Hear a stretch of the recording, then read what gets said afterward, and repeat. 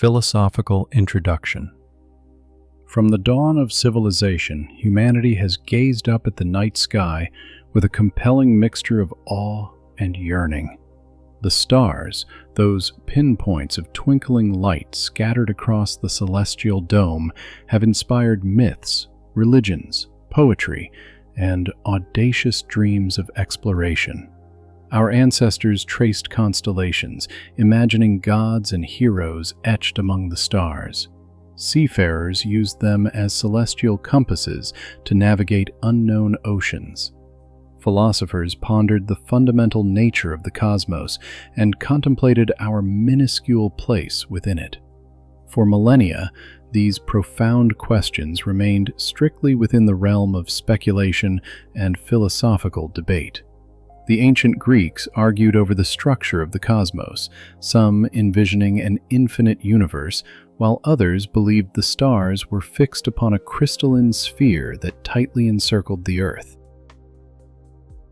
During the Middle Ages, religious doctrine dominated our cosmological understanding, viewing the heavens as the untouchable, divine realm, utterly unattainable to mere mortals.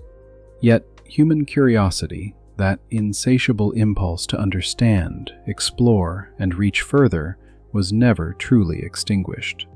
If you enjoy a calm, intellectual journey through the compelling mysteries of the universe, this space is dedicated to you. I warmly invite you to subscribe to deepspace.com and continue our collective exploration. Approach every new voyage with serenity and curiosity. And please tell me at the end, from what corner of the world are you listening, and what time is it there right now? There was one pivotal moment in human history when everything drastically changed. When Galileo Galilei first pointed his simple telescope toward the heavens in the year 1609, he didn't just discover Jupiter's moons or the massive craters on our own moon. He simultaneously flung open a door to a truth that was both terrifying and magnificent. The universe is incomprehensibly vast, and we are, by comparison, infinitesimally small. Each subsequent improvement in our astronomical instruments only revealed more stars, more worlds, and more profound mysteries. The cosmos did not shrink as our knowledge grew. Rather, it expanded at an exponential rate. In the 20th century, when Edwin Hubble definitively demonstrated that other galaxies existed far beyond our own Milky Way, literally millions of them scattered across the immense tapestry of space, the scale of the universe expanded in a way that was previously unimaginable. We were no longer simply small compared to the billions of stars within our single galaxy. We were now microscopic in relation to the cosmic ocean of trillions of galaxies, stretching out in every conceivable direction. And with this monumental discovery came a recurring, powerful dream. If there are so many galaxies out there, each containing billions of stars, should we not someday be able to visit them? Today, firmly rooted in the 21st century, we have launched probes far beyond the confines of our solar system. Voyagers 1 and 2, launched in the year 1977, are now silently navigating interstellar space, carrying a message from humanity encoded on golden records. We have walked on the moon, an extraordinary feat that seemed utterly impossible just a few short decades prior.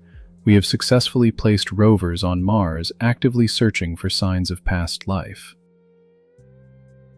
We have photographed the farthest reaches of the observable universe with powerful telescopes such as the James Webb Space Telescope, revealing galaxies that came into existence when the universe was barely a few 100 million years old.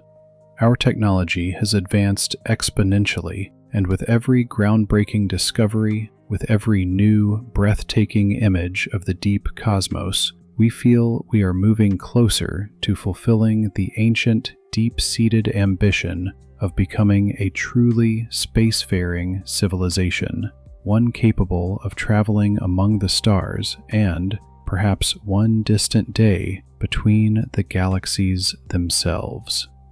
Science fiction films portray starships crossing the universe in a matter of years, fantastical portals connecting distant galaxies, and civilizations that have conquered entire clusters of stars.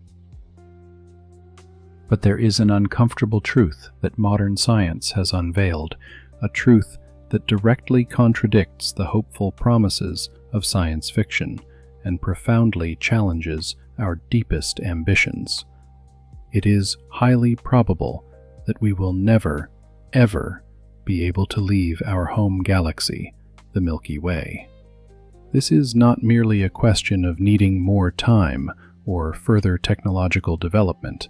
It is not that we require a few more centuries of scientific breakthrough or even a couple of millennia of progress. It is something far more foundational, far more definitive, and utterly absolute. The very laws of physics, those immutable, fundamental rules that govern every single particle, every photon, and every atom in our universe, have essentially condemned us to remain inextricably trapped within the boundaries of the Milky Way. This is not a technological barrier that can be overcome by ingenuity. It is a barrier of reality. And this sobering understanding forces us to confront a profoundly uncomfortable question. What does it truly mean to be an intelligent species, capable of comprehending the universe, yet utterly incapable of exploring it beyond an infinitesimal fraction of its totality? Today, throughout this intellectual journey, we will explore precisely why this barrier appears to be insurmountable. We will meticulously examine the staggering distances that separate us from other galaxies, distances so vast they outright defy any intuitive human comprehension. We will analyze the absolute limits imposed by the speed of light, that cosmic velocity ceiling that no technology, no matter how advanced, can ever surpass. We will explore the technological fantasies that have fueled our grandest imaginations, ranging from warp drives using exotic matter to hypothetical wormholes, and we will examine why each of them ultimately fails when subjected to the uncompromising scrutiny of real physics. And finally, we will arrive at a conclusion that is simultaneously humbling and, paradoxically, liberating. The Milky Way is indeed our cosmic prison, a confinement from which we will never escape, but it is also our home, a home so vast it is beyond all human comprehension, holding somewhere between 200 billion and 400 billion stars waiting to be explored, trillions of worlds that could potentially harbor life, and enough magnificent mysteries to fully occupy humanity for millions upon millions of years. Prepare yourself for a journey that will take you from the profound depths of our own galaxy to the abyssal intergalactic voids that separate us from Andromeda, our nearest massive galactic neighbor, and then safely back home, providing you with a completely new and sober perspective on what it genuinely means to be a species confined to a single stellar disk in a universe containing 2 trillion galaxies. This is not a journey founded on blind hope or unsubstantiated optimism, but one of deep understanding, of a mature acceptance of our fundamental limitations. Because only by fully accepting our limits can we truly begin to appreciate the immense magnificence of what is genuinely within our reach. We now commence this crucial journey toward understanding our galactic prison. Part 1. The Dream of Intergalactic Travel. The human fascination with distant galaxies. There is something profoundly magnetic about the very idea of distant galaxies. When we view photographs captured by the Hubble or James Webb space telescopes, we see luminous spirals composed of hundreds of billions of stars, each one potentially surrounded by planets, and every single planet representing a possibility for unexplored worlds. It is entirely natural, almost instinctive, that our minds immediately leap to the compelling question, could we possibly go there someday? This intense fascination is not a new phenomenon. Although the term galaxy, as we comprehend it today, did not exist until the 20th century, human beings have always been curious about the misty, nebulous patches scattered across the night sky. Persian and Arabic astronomers during the Middle Ages catalogued these celestial clouds without truly grasping their underlying nature. They speculated that they were merely luminous vapors contained within our own limited cosmic sphere. The truth, as it turned out, was infinitely more impressive and profound. In the year 1923, when Edwin Hubble utilized the 100-inch telescope at Mount Wilson to observe the great Andromeda nebula, he made a discovery that would permanently alter our understanding of the universe. He successfully identified individual stars within that luminous patch, specifically Cepheid variable stars, whose predictable fluctuation in brightness allowed for the precise calculation of astronomical distances. And the distance he calculated was incredible, absurd, and simultaneously terrifying.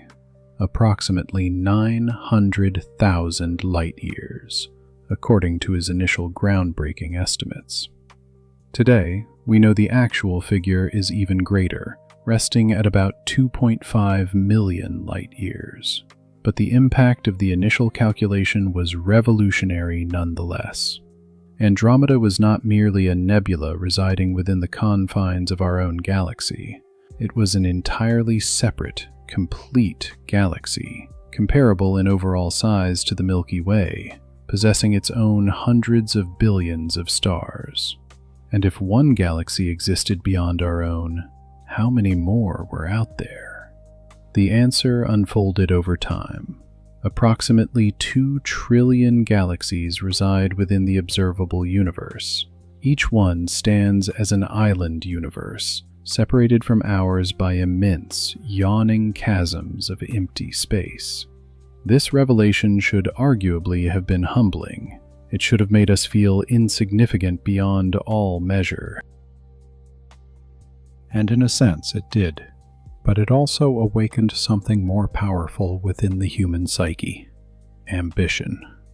If we could intellectually comprehend these colossal distances, if we could successfully photograph these breathtaking galaxies, if we could even calculate their chemical composition by analyzing the light that reached us after traveling millions of years, could we not, given sufficient time and technology, eventually visit them? Science fiction enthusiastically embraced this possibility. From the visionary novels of Isaac Asimov to the franchises of Star Trek and Star Wars, stories of civilizations traveling seamlessly between galaxies became an absolute staple of the genre. In these compelling narratives, humanity, or their alien counterparts, had effortlessly solved the immense problem of intergalactic distances. They possessed reliable faster-than-light drives, stable wormholes, or simply massive generational ships that functioned as self-sustaining worlds across voyages spanning millions of years. These captivating stories were not merely forms of entertainment. They actively fueled our collective imagination, strongly suggesting that the limits we perceived were merely temporary, technical obstacles that we were fundamentally destined to overcome. After all, had we not achieved functional aviation when it seemed utterly impossible? Had we not successfully split the atom, reached the moon, and sequenced the human genome? Why should intergalactic travel be any different in principle? The answer, as we shall uncover, is that intergalactic travel is not simply a more difficult technical challenge. It is a fundamental impossibility, meticulously encoded within the most basic laws governing the entire universe. But before we delve into exploring precisely why it is impossible, we must first fully comprehend exactly what it is we are attempting to achieve. we need to intimately acquaint ourselves with our closest cosmic neighbor, Andromeda. Andromeda, our closest cosmic neighbor. The Andromeda galaxy, formally catalogued as M31 or NGC 224, is the most distant object visible to the naked human eye from Earth under ideal dark sky conditions. If you venture far away from the distracting city lights on a moonless night and know exactly where to direct your gaze, you can faintly discern a diffuse, oval-shaped smudge in the constellation Andromeda. That simple smudge is light that has been traveling steadily toward you for approximately 2.5 million years. To put this vast span of time into a proper perspective, when the light you are observing now first departed from Andromeda, the earliest hominids of the genus Homo were barely beginning to walk upright on the African savannas. Our most direct ancestors did not even exist yet. Modern human beings, Homo sapiens, would not appear for another 2.3 million years. The light from Andromeda that you see tonight is, quite literally, older than our entire species. Andromeda stands as our closest galactic neighbor of comparable size. Although technical designations like the Magellanic Clouds, the Canis Major Dwarf Galaxy, and various other satellite galaxies are physically closer, these are small dwarf galaxies, vastly inferior in size to the Milky Way. Andromeda, conversely, is a colossal spiral galaxy, similar to our own in fundamental structure, but significantly larger. The statistics pertaining to Andromeda are truly impressive. Its stellar disk spans approximately 220,000 light-years in diameter, which is more than twice the estimated size of the Milky Way. It contains approximately 1 trillion stars, compared to the estimated 200 billion to 400 billion stars in our galaxy. Its total mass, including the mysterious dark matter, is estimated at about 1.5 trillion solar masses. It is, in every quantifiable sense, a titanic cosmic structure. And yet, despite its colossal size, Andromeda appears as nothing more than a simple, diffuse patch in our sky. If our eyes were significantly more sensitive, if we could fully perceive its entire breadth in the heavens, Andromeda would actually appear roughly 6 times wider than the full moon. But the majority of its emitted light is far too faint for our unaided eyes, scattered as it is across that vast stellar disk, separated from us by the agonizing distance of 2.5 million light-years. This precise distance, 2.5 million light-years, becomes our hypothetical target if we were ever to seriously attempt intergalactic travel. It represents the closest possible intergalactic destination, the short trip to another galaxy. If we cannot manage to reach Andromeda, then we cannot reasonably expect to reach anywhere outside the Milky Way. It is our cosmic Everest, the ultimate test of our space travel capabilities. But there is an intriguing and slightly terrifying aspect about Andromeda that makes it even more relevant to our distant future. It is moving towards us. In contrast to the majority of galaxies in the universe, which are accelerating away from us due to the expansion of space itself, Andromeda is hurtling toward the Milky Way at a relentless speed of approximately 110 kilometers per second, or about 396,000 kilometers per hour. In approximately 4.5 billion years, the two colossal galaxies will collide. It will not be a collision in the traditional violent sense where individual stars crash into one another, as the space between stars is simply too overwhelmingly vast for that to occur. Instead, the two galaxies will gradually merge in a process that will take another billion years to complete, eventually creating a singular, giant elliptical galaxy that some astronomers have already affectionately nicknamed Milkomeda or Lactomeda. This future collision adds an undeniably intriguing philosophical dimension to our discussion. In 4.5 billion years, assuming humanity or its technological descendants still exist, they won't need to travel to Andromeda. Andromeda will come to us. The two galaxies will eventually become one unified structure. But this future event does not change the fundamental fact. With the technology currently available to us, or any technology we could reasonably develop within our current understanding of physics, we can never successfully cross the immense chasm that separates us now. Andromeda is beautiful, endlessly fascinating, and in cosmic terms, our nearest neighbor. But it might as well be 1 billion light-years away for all practical purposes, because the immense distance that currently separates us is, for us, infinite. The promises of science fiction versus reality. Science fiction has served as both a blessing and a curse for our contemporary understanding of space travel. On the one hand, it has profoundly inspired generations of scientists, engineers, and explorers.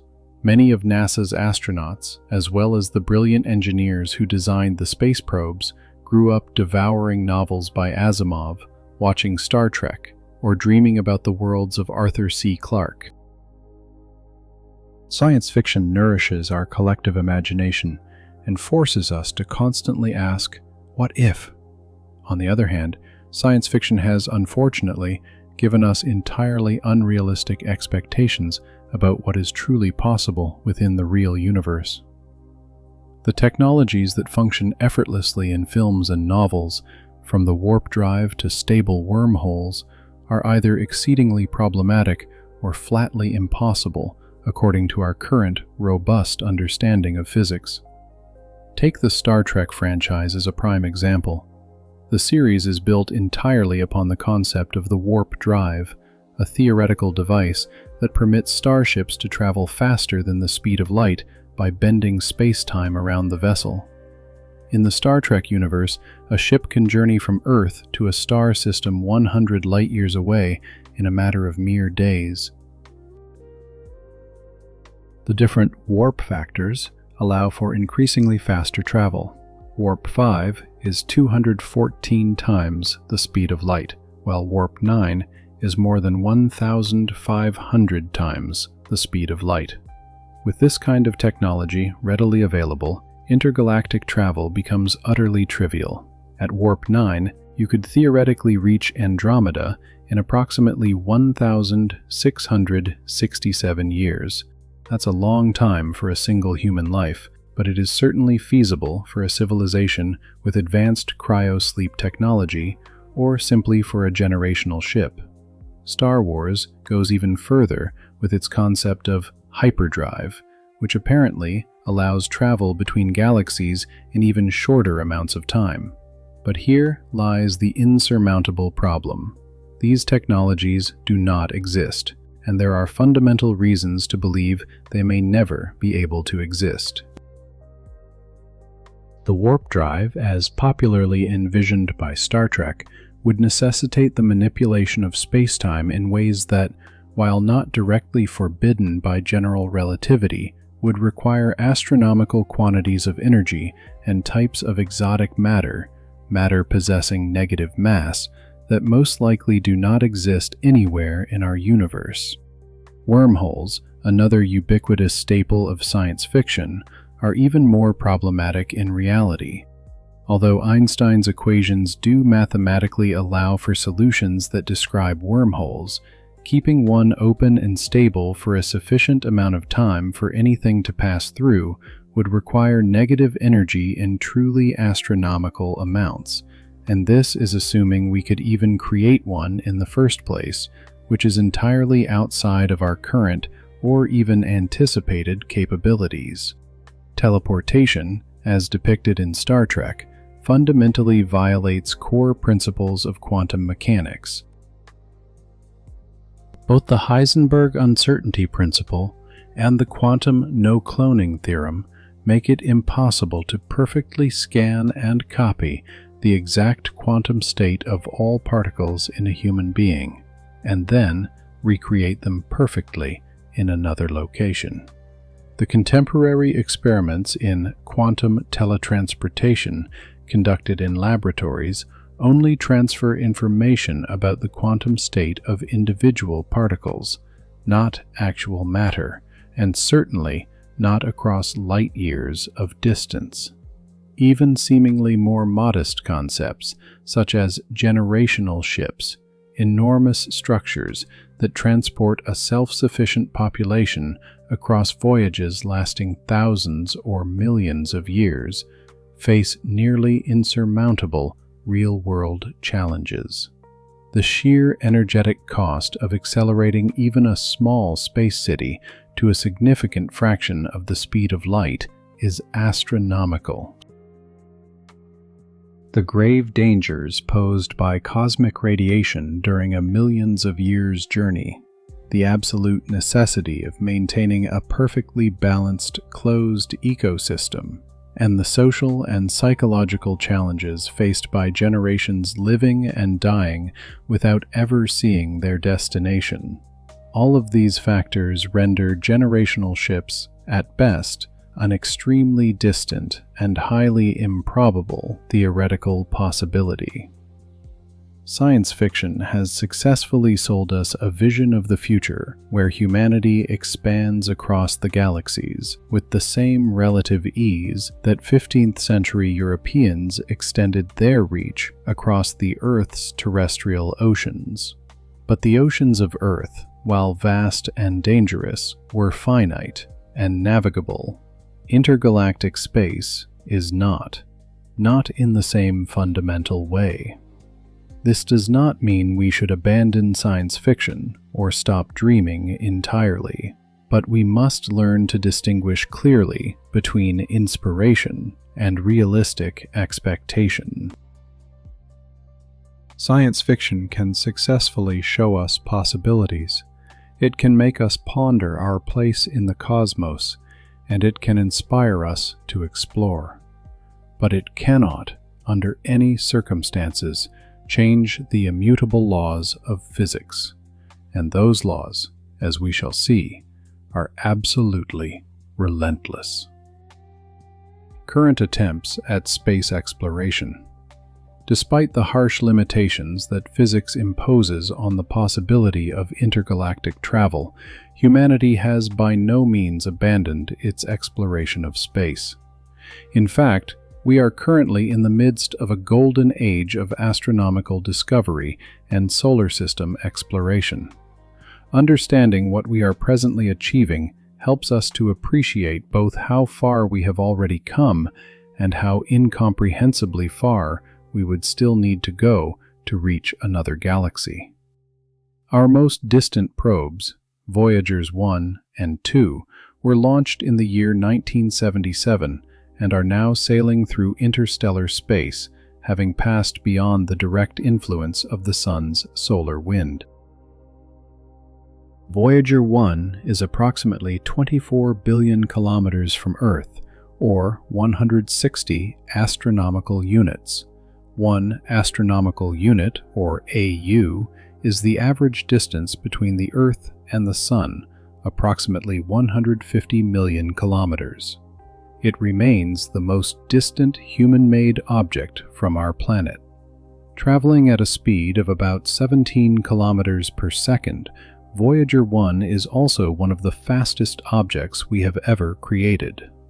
And yet, at this velocity, it would still take approximately 75,000 years just to reach the nearest star, Proxima Centauri, which is a mere 4.24 light-years away.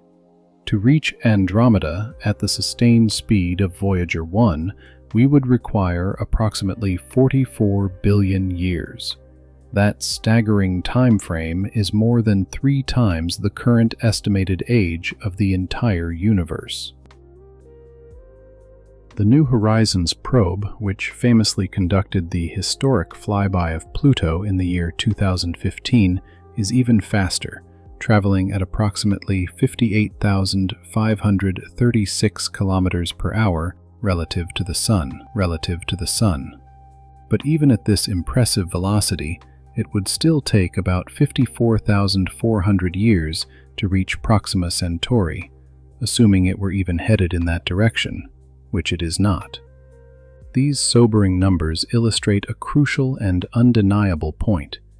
Even our fastest probes, objects that represent the very best of our current technology, are moving at velocities that are fundamentally inadequate for interstellar travel, let alone the colossal undertaking of intergalactic travel.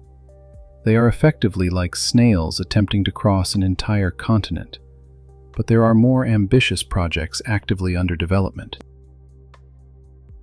The Breakthrough Starshot Initiative, generously funded by the billionaire Yuri Milner and strategically backed by eminent physicists like Stephen Hawking, proposes sending tiny, wafer-sized probes to Alpha Centauri using powerful, ground-based lasers to propel immense solar sails. If this project achieves its goal, these lightweight probes could potentially reach speeds of 15 to 20% of the speed of light, which would allow them to arrive at Alpha Centauri in a much reduced 20 to 30 years.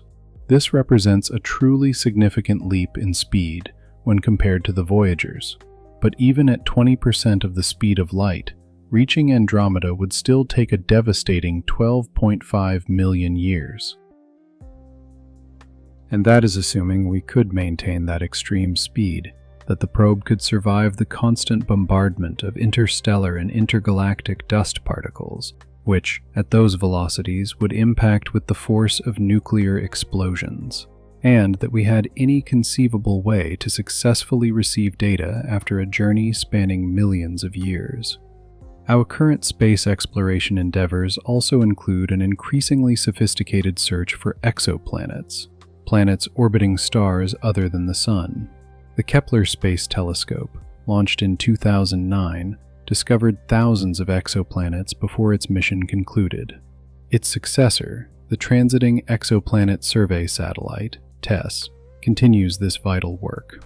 The James Webb Space Telescope, launched in 2021, is now analyzing the atmospheres of some of these exoplanets, diligently searching for signs of habitability or even biological life. These discoveries are exciting and scientifically priceless.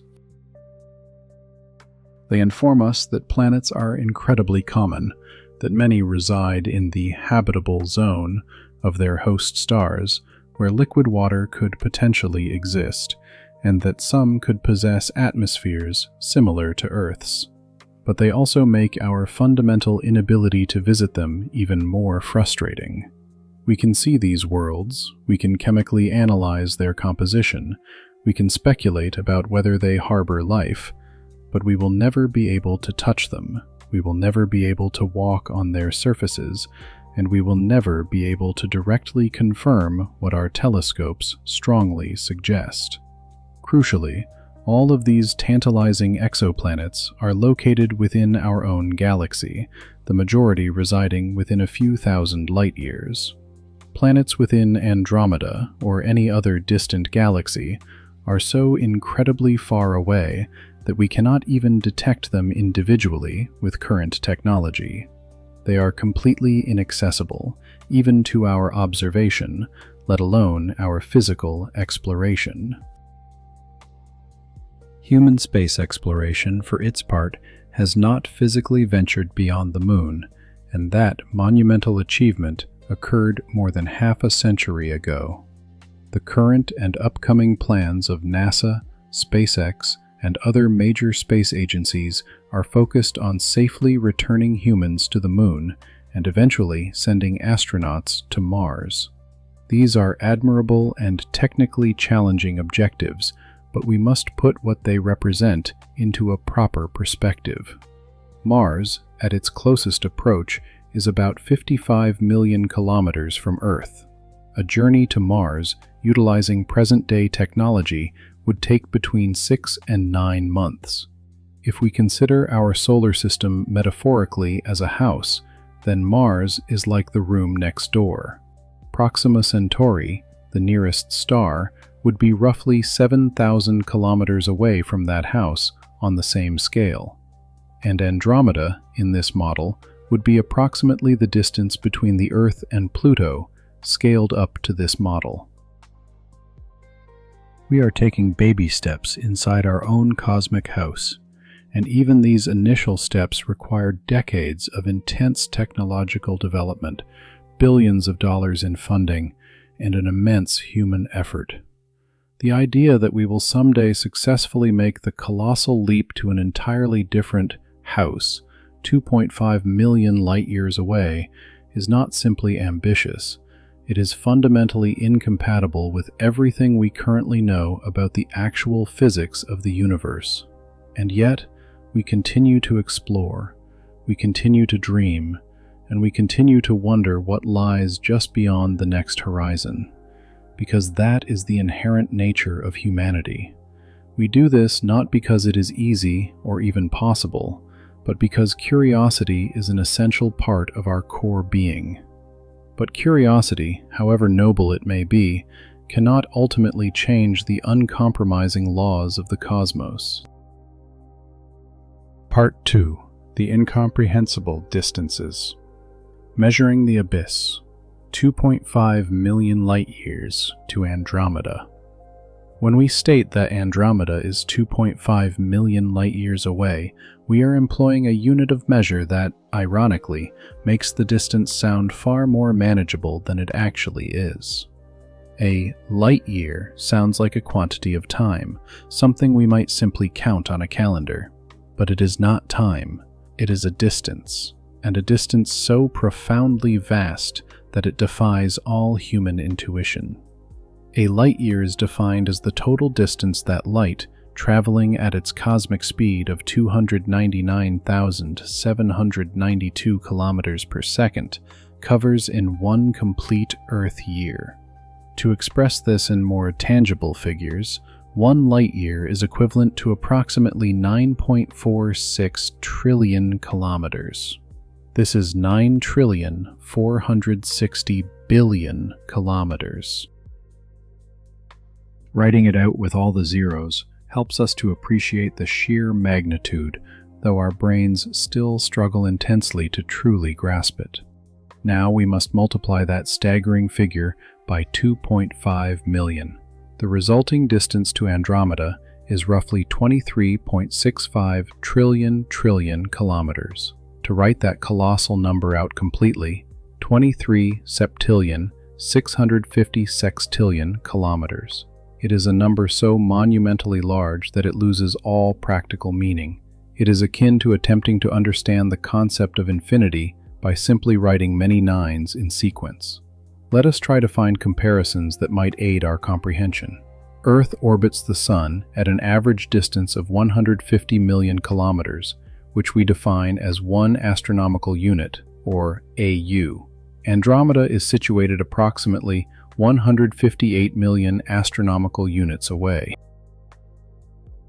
If you could hypothetically construct a ladder from the Earth to the Sun, you would need to construct 158 million of those ladders, laid end to end, just to reach Andromeda.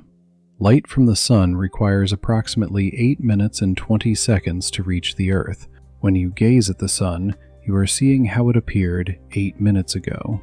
The light from Proxima Centauri, the nearest star outside the solar system, takes 4.24 years to reach us. The light from Andromeda takes 2.5 million years. This crucial fact means that when we observe Andromeda, we are literally peering into the deep past. The image we receive is of how Andromeda looked 2.5 million years ago during the Earth's Pliocene epoch, when our early ancestors, the Australopithecus, were just beginning to walk upright on the African savannas. Modern human beings, Homo sapiens, would not emerge for another 2.3 million years. The light from Andromeda that you observe tonight is, quite literally, older than our entire species. Any event occurring in Andromeda today, any supernova explosion, any collision of stars, any possible intelligent civilization transmitting radio signals will not be known to us for another 2.5 million years. And this calculation assumes we are traveling or communicating at the speed of light, a velocity which, as we will discuss, is physically impossible for any object possessing mass. If we were to travel at the maximum speed of our fastest probes, such as Voyager 1, which moves at about 17 kilometers per second, the journey would consume approximately 44 billion years. The universe itself is only 13.8 billion years old. We would require more than 3 times the current age of the universe to complete the journey. By the time Voyager arrived at Andromeda, if it ever could, the sun would have long since died, transforming into a cold, dark, white dwarf. Earth would have ceased to exist, and the majority of the stars in the universe would have exhausted their nuclear fuel. Even with the proposed breakthrough starshot probes, which might reach 20% of the speed of light by using laser-driven solar sails, the journey to Andromeda would still take 12.5 million years. 12.5 million years. 12.5 million years ago, humans did not exist at all. Miocene apes were only just beginning to evolve into the forms that would eventually lead to hominids. The entirety of human evolution, from the earliest Australopithecus to ourselves, has occurred in less time than this hypothetical journey would take, and that devastating time frame is only the one-way trip. Any signal we sent back from Andromeda would take another 2.5 million years to return to Earth. A theoretical conversation would suffer a lag of 5 million years between question and answer. By the time we received a response, the civilizations that sent the original query and the ones that received the answer would likely no longer exist in any recognizable form. These numbers are so overwhelmingly large that our brains simply cannot process them appropriately. We evolved to comprehend distances that we could walk in a day, territories we could explore in a single lifetime. Cosmic distances are so far removed from our evolutionary experience that we lack the necessary cognitive tools to truly apprehend them. Cosmic scales, from the solar system to neighboring galaxies. To truly appreciate the mind-boggling distance to Andromeda, we need to systematically construct a scale of cosmic distances, starting from the familiar and gradually expanding toward the incomprehensible. It is much like learning to count. We begin with ones and tens before we can possibly comprehend millions and billions. Let us start with the Earth and the Moon. Our natural satellite orbits at an average distance of 384,400 kilometers. The Apollo astronauts required about 3 days to make that journey. It is a distance that, while impressive, still remains within the realm of the intuitively comprehensible. You could hypothetically drive that distance in a standard car at highway speed in approximately 160 days if you could drive without stopping. Now let us jump to the Sun. At 150 million kilometers, or 1 astronomical unit, the Sun is approximately 389 times farther away than the Moon. Light requires 8 minutes and 20 seconds to complete this trip. If you could drive to the Sun at the same constant highway speed, it would take you about 171 years. We are already leaving the sphere of intuitive comprehension. Mars, our planetary neighbor, is at a distance that varies between 55 million kilometers at its closest and 400 million kilometers at its farthest point. Even at the closest point, a trip to Mars using current technology takes between 6 and 9 months. We are discussing distances where sustained human travel becomes extremely challenging. Neptune, the most distant acknowledged planet in our solar system, orbits at approximately 4.5 billion kilometers from the Sun, or 30 astronomical units. The Voyager 2 probe required 12 years to reach Neptune from its launch in 1977. Sunlight takes more than 4 hours to reach Neptune. The Kuiper Belt, where Pluto resides, extends out to approximately 50 astronomical units from the Sun. Beyond this lies the Oort cloud, a theoretical spherical shell of comets that completely surrounds our solar system. Its outer boundary could potentially extend up to 100,000 astronomical units, or approximately 1.5 light-years from the Sun. This is the official boundary of our solar system, the limit of the Sun's dominant gravitational influence. And here is where the distances become truly vast. Proxima Centauri, the nearest star after the Sun, is 4.24 light-years away, or approximately 268,000 astronomical units. This distance is almost 3 times the distance to the outer edge of the Oort cloud. At the speed of Voyager 1, reaching Proxima Centauri would require approximately 75,000 years. 75,000 years. The entirety of human civilization, from the earliest cities in Mesopotamia to the present day, has existed for less than 10,000 years. Sirius, the brightest star in our night sky, is 8.6 light-years away. Vega, another prominent brilliant star, is 25 light-years away. These stars that appear so close in our sky, which have guided mariners for millennia, are at distances that would make a journey to them take decades or centuries, even with imaginable future technology. At 100 light-years away, there are approximately 14,600 stars. This zone defines our local stellar neighborhood. If we could travel at 10% of the speed of light, visiting all of them would consume millions of years. The Milky Way galaxy has an overall diameter of approximately 100,000 light-years. We are situated in the Orion Arm, about 27,000 light-years from the galactic center. The center, with its supermassive black hole, Sagittarius A star, is 27,000 light-years away. A journey to the very core of our own galaxy, even at the speed of light, would take 27,000 years. The Magellanic Clouds, 2 dwarf satellite galaxies of the Milky Way, are roughly 160,000 and 200,000 light-years away. They are our closest galactic neighbors, but they are tiny in comparison. And then there is Andromeda. At 2.5 million light-years, it is approximately 93 times farther away than the entire width of the Milky Way. If our galaxy were scaled down to the size of a coin, Andromeda would be another coin approximately 2 meters away. But each coin contains hundreds of billions of stars. This stunning progression of scales represents an increase of more than 1.6 billion times from the Earth-Moon distance to Andromeda.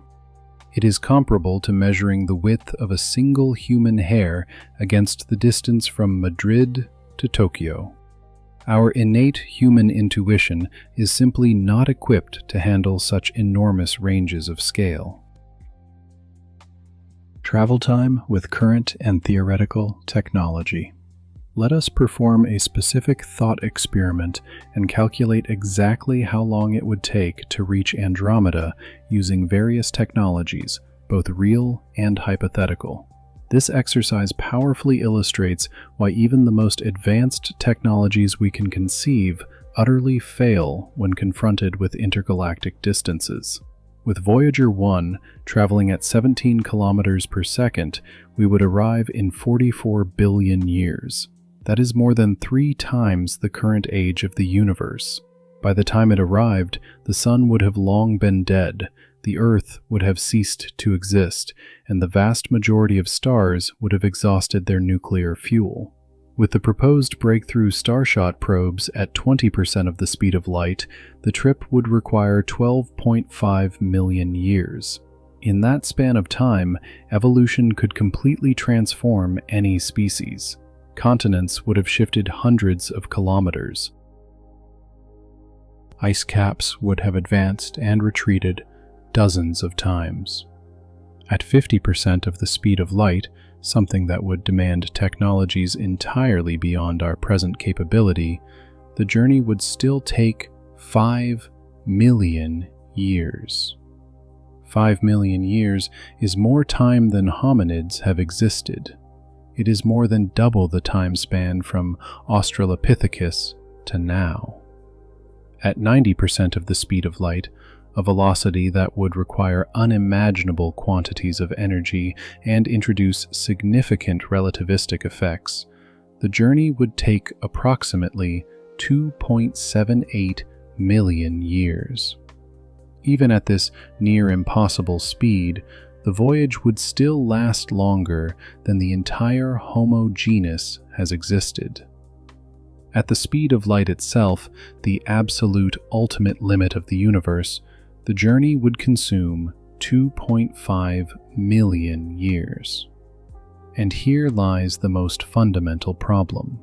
No object with mass can ever attain the speed of light. It is not a technological limitation. It is a core, fundamental law of the universe. As an object possessing mass approaches the speed of light, its relativistic mass increases exponentially, requiring ever-increasing amounts of energy to accelerate further. To actually reach the speed of light would literally require an infinite amount of energy. But let us imagine we could somehow overcome this absolute limitation. Imagine we could travel at twice the speed of light. The trip would take 1.25 million years. 10 times, 250,000 years. 100 times, 25,000 years. 1,000 times, 2,500 years. You would need to travel at 1,000 times the speed of light, something that so fundamentally violates our physical laws that it is almost pointless to speculate, just to reduce the journey time to a timescale comparable to the span of human civilization. Crucially, these calculations all assume a straight-line journey at a constant velocity. In reality, any ship would have to accelerate at the beginning and decelerate at the end. With conventional rocket technology, where you must carry your fuel with you, this worsens the problem exponentially. The Tsiolkovsky rocket equation tells us that to reach relativistic speeds, you would need to carry more fuel mass than there are atoms in the observable universe. Even with antimatter propulsion, where 100% of the mass is converted directly into energy according to E equals mc squared, the numbers remain overwhelming. To accelerate a 1,000-ton starship to 50% of the speed of light, you would require approximately 1,500 tons of antimatter, plus the fuel needed for deceleration. The total amount of antimatter that humans have created in our entire history is merely a few nanograms. We are talking about producing 1,000 trillion times more. The numbers simply do not work. No matter how you calculate them, no matter what exotic technology you project, the travel time to Andromeda stubbornly remains on the scale of millions of years or more.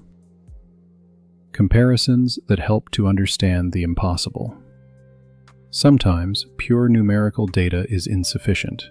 We need robust analogies with things that we can instinctively understand. If you were to walk toward Andromeda at 5 kilometers per hour without stopping, it would take you 539 trillion years. That is 39 billion times the current age of the universe. The number is so vast, it loses all meaning.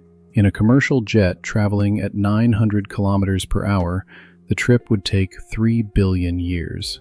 That is 217,000 times the age of the universe. Even in the Parker Solar Probe, the fastest human-made vehicle, the trip would still take 3.9 billion years, almost a third of the age of the universe. If we began sending light signals now, they would arrive in 2.5 million years. A return answer would arrive in the year 5,025,000. Any exchange would involve a total delay of 5 million years. This is not a conversation. It is cosmic archaeology.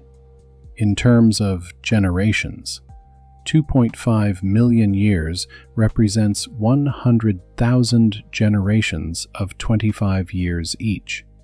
If you were to write down the names of every single generation, you would need a 2,000-page book just to list them.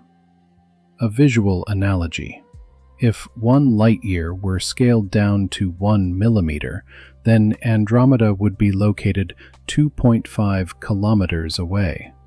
Our entire galaxy would have a diameter of 100 meters. The complete solar system would measure 1.5 millimeters. The Earth-Sun distance would be smaller than the width of a single bacterium. If every star in the Milky Way were a person standing 1 meter apart, they would all fit into a single line measuring 200,000 to 400,000 kilometers. Andromeda would contain 1 million kilometers of people. The space separating these two staggering lines would be 23.65 trillion kilometers.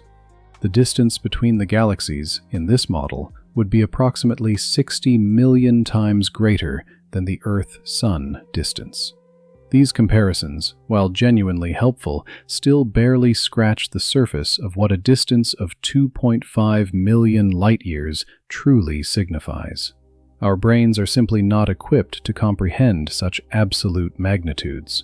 We evolved to understand distances we could perceive with our eyes.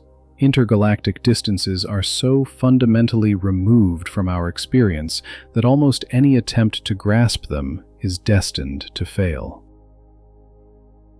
The Milky Way, our 100,000 light-year home. Before we delve into the ultimate reasons why escape is impossible, it is worth taking a moment to fully appreciate this so-called prison. To label the Milky Way a prison is unfair. It is so vast, so incredibly rich in wonders, that it could keep humanity occupied for millions upon millions of years. The Milky Way is a barred spiral galaxy of approximately 100,000 light-years in diameter, although recent measurements suggest it might be even larger. It contains between 200 billion and 400 billion stars. If you counted one star every second, it would take you more than 12,000 years to count them all, and every single one of these stars is, potentially, a sun with its own system of planets. Estimates based on data from the Kepler telescope suggest that most stars host at least one planet. This implies there could be hundreds of billions of planets in the Milky Way. Of these, it is estimated that between 20 billion and 40 billion could reside in the habitable zone, where liquid water might exist on the surface. 20 billion potentially habitable worlds, 20 billion places where, in principle, life could emerge and evolve. And this is only within our galaxy. The structure of the Milky Way is incredibly complex. The central core, or galactic bulge, is a dense region composed mostly of old yellow stars. At its very center resides Sagittarius A star, a supermassive black hole with a mass of approximately 4 million times that of the Sun. Extending from the central bulge is a bar, a rectangular concentration of stars.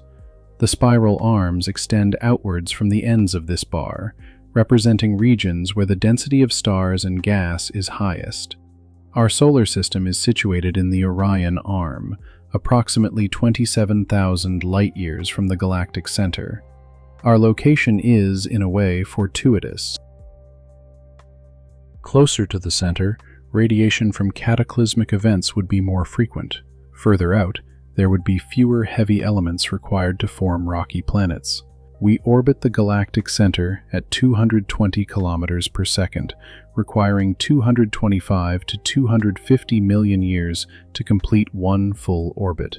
Since Earth formed 4.5 billion years ago, we have completed approximately 20 orbits. The galaxy's total mass is approximately 1 to 1.5 trillion solar masses, of which only about 10% is normal, visible matter. The rest is the elusive dark matter. Within this vast volume, the diversity is astonishing. Red giants so enormous they could contain millions of Earths. White dwarfs the size of Earth, but with the mass of the Sun. Neutron stars where a single teaspoon would weigh 1 billion tons. Black holes where gravity is so intense that not even light can escape. Nebulae, vast clouds of gas where new stars are actively being born. Supernova remnants expanding outwards at thousands of kilometers per second. Binary and multiple star systems engaged in cosmic gravitational dances. And billions upon billions of planets. Planets orbiting 2 suns. Lava planets with oceans of molten rock. Gas giants larger than Jupiter. Earth-sized rocky planets in habitable zones. Rogue planets wandering aimlessly through interstellar space. Every world is unique, with its own history, and potentially, on some, life may have arisen. Bacteria, alien plant life, animals with strange, non-terrestrial biochemistries, or even, however statistically remote, intelligent civilizations with their own histories and technologies. The Milky Way contains sufficient wonders to keep us exploring for eons. Even restricted to 10% of the speed of light, we could explore a significant fraction of our galaxy over millions of years. We could establish colonies in thousands of star systems. We could evolve into a galactic civilization. We do not need Andromeda. Our own Milky Way is sufficiently vast to contain humanity's grandest dreams for as long as we exist. The problem is not that the Milky Way is too small. The reality is that even exploring our own galaxy is barely on the edge of the possible, and other galaxies are simply too far away. Part 3. The fundamental limits of physics. The speed of light, the absolute limit of the universe.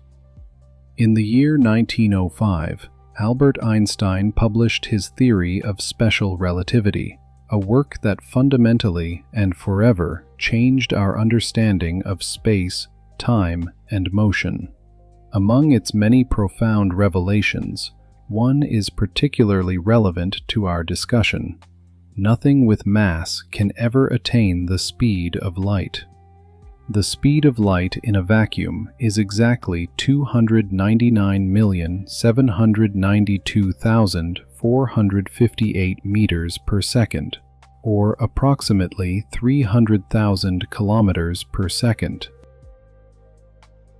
This is not simply a very fast speed that we observe in nature. It is a fundamental limit of the universe, meticulously encoded within the very structure of space-time itself. It is not a technological barrier that we might overcome with sufficient engineering ingenuity. It is an immutable law of reality. To truly grasp why this is the case, we need to understand a little about special relativity. Einstein demonstrated that mass, time, and space are not absolute entities, but rather they change depending on the velocity at which you are moving. As an object accelerates and approaches the speed of light, 3 critical things occur. First, its mass increases, not in the sense that it acquires more atoms, but its relativistic mass, the resistance it offers to further acceleration, grows. At velocities nearing the speed of light, this relativistic mass approaches infinity.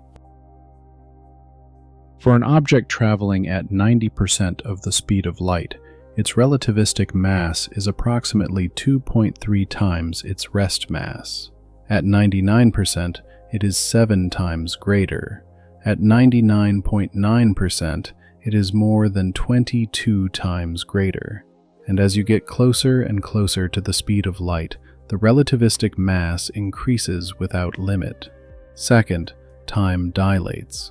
A clock aboard a spaceship traveling near the speed of light moves more slowly when compared to an identical clock on Earth. This is not a mere perception or an optical illusion.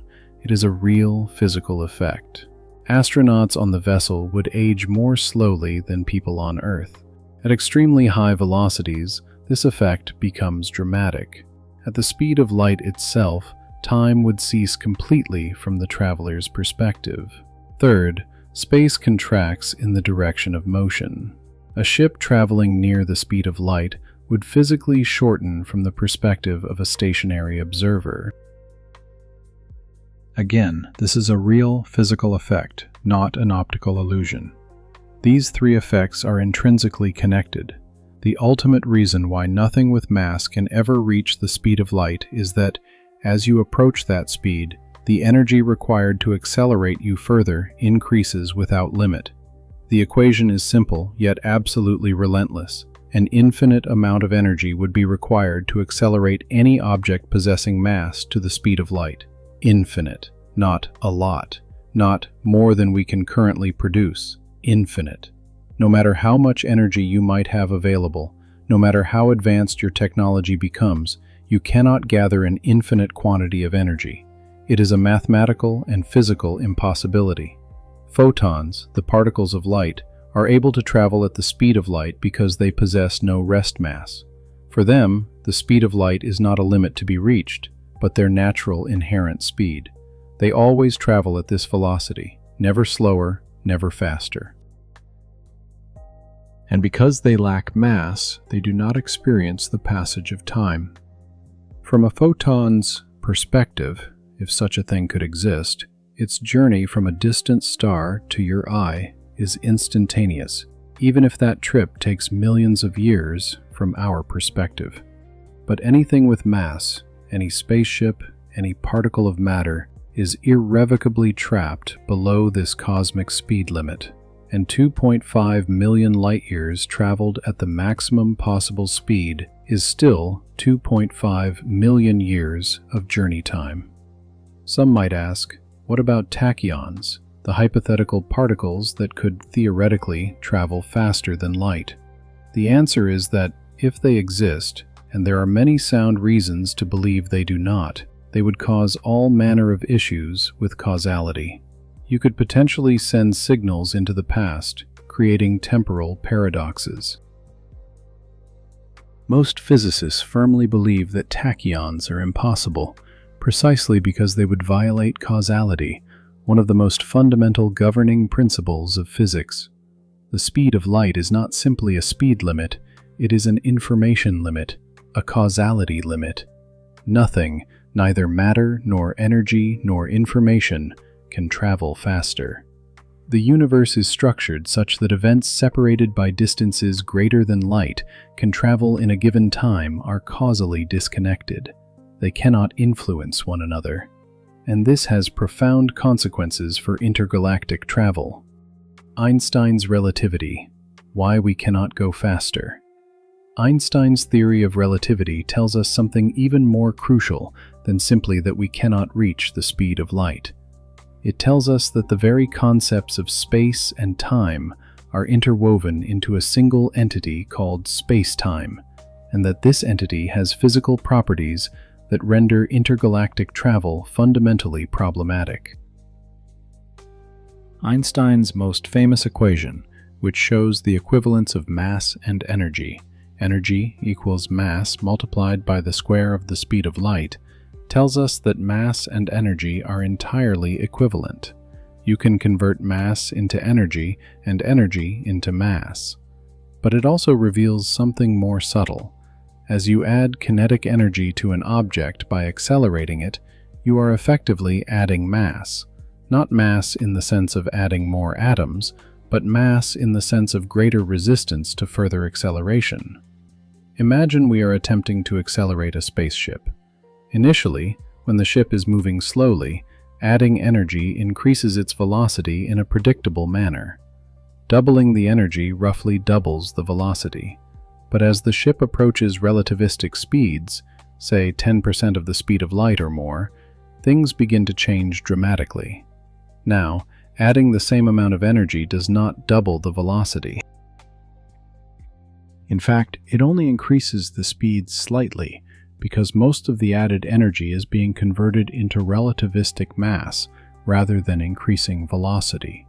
As you approach closer and closer to the speed of light, this effect becomes increasingly pronounced.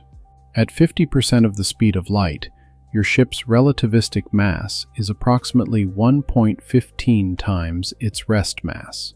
This means you need 15% more energy for every additional increment of acceleration. At 90% of the speed of light, the relativistic mass is 2.29 times the rest mass. You now need more than double the energy for each additional acceleration. At 99% of the speed of light, the relativistic mass is 7.09 times the rest mass.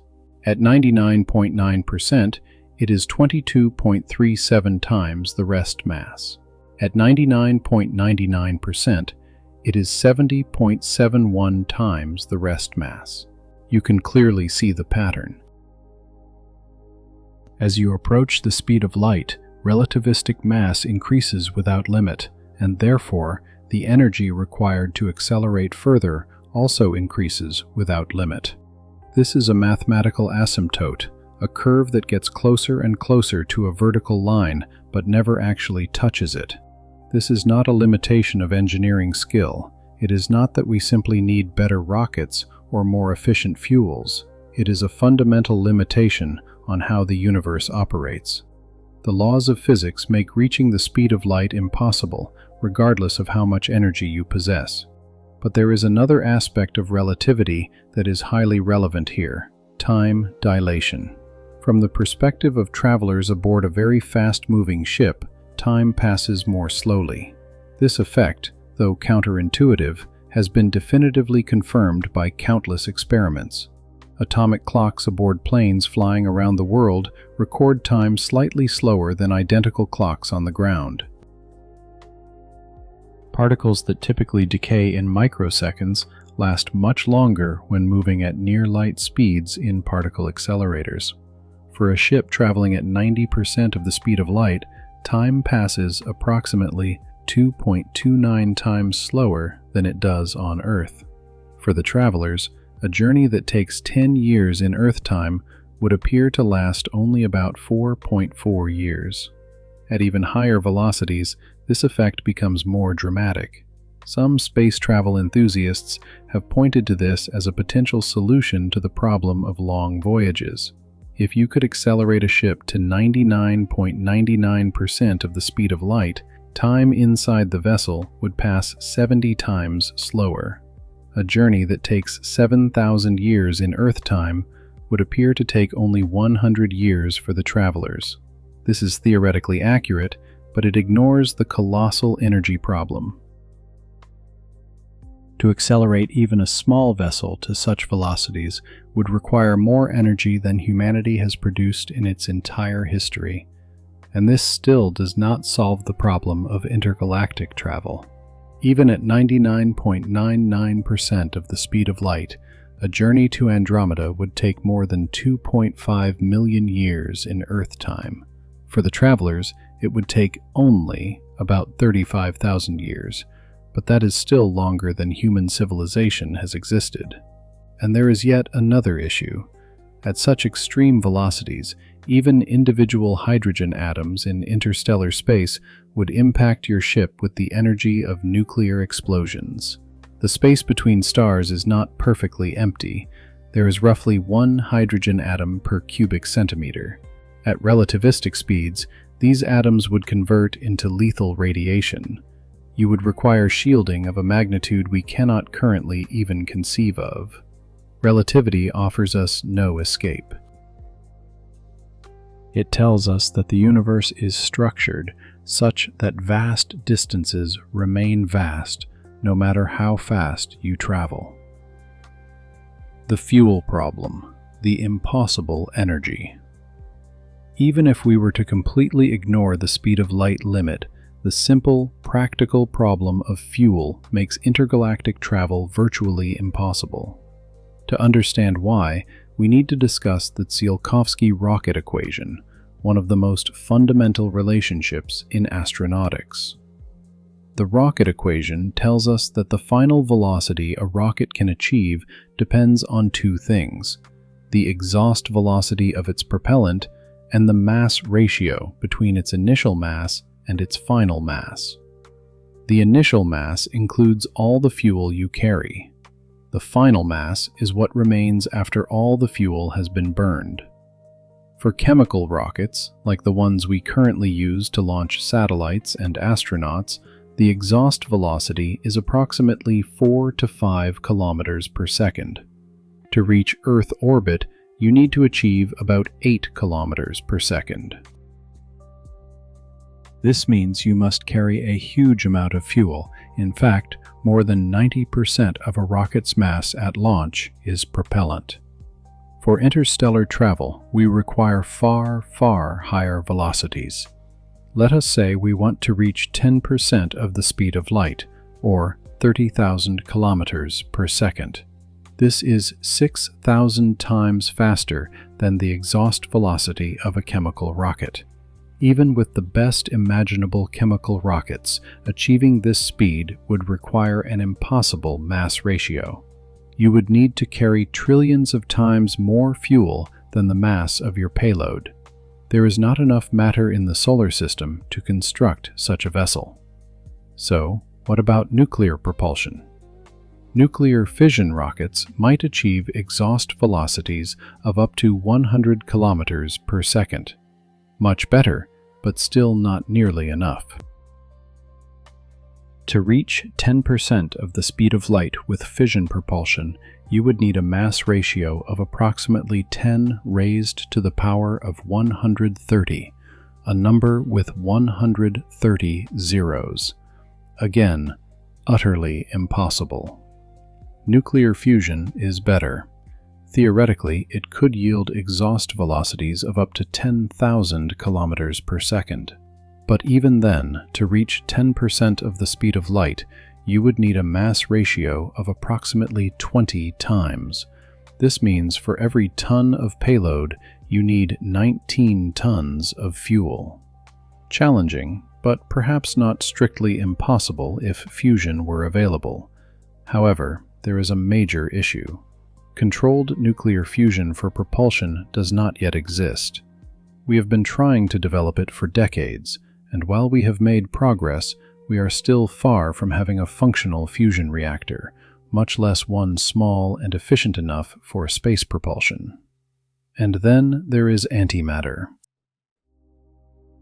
When matter and antimatter meet, they completely annihilate each other, converting 100% of their mass into energy, according to the principle of energy equals mass multiplied by the speed of light squared. It is the most efficient energy conversion process physically possible. With antimatter propulsion, you could theoretically achieve exhaust velocities close to the speed of light.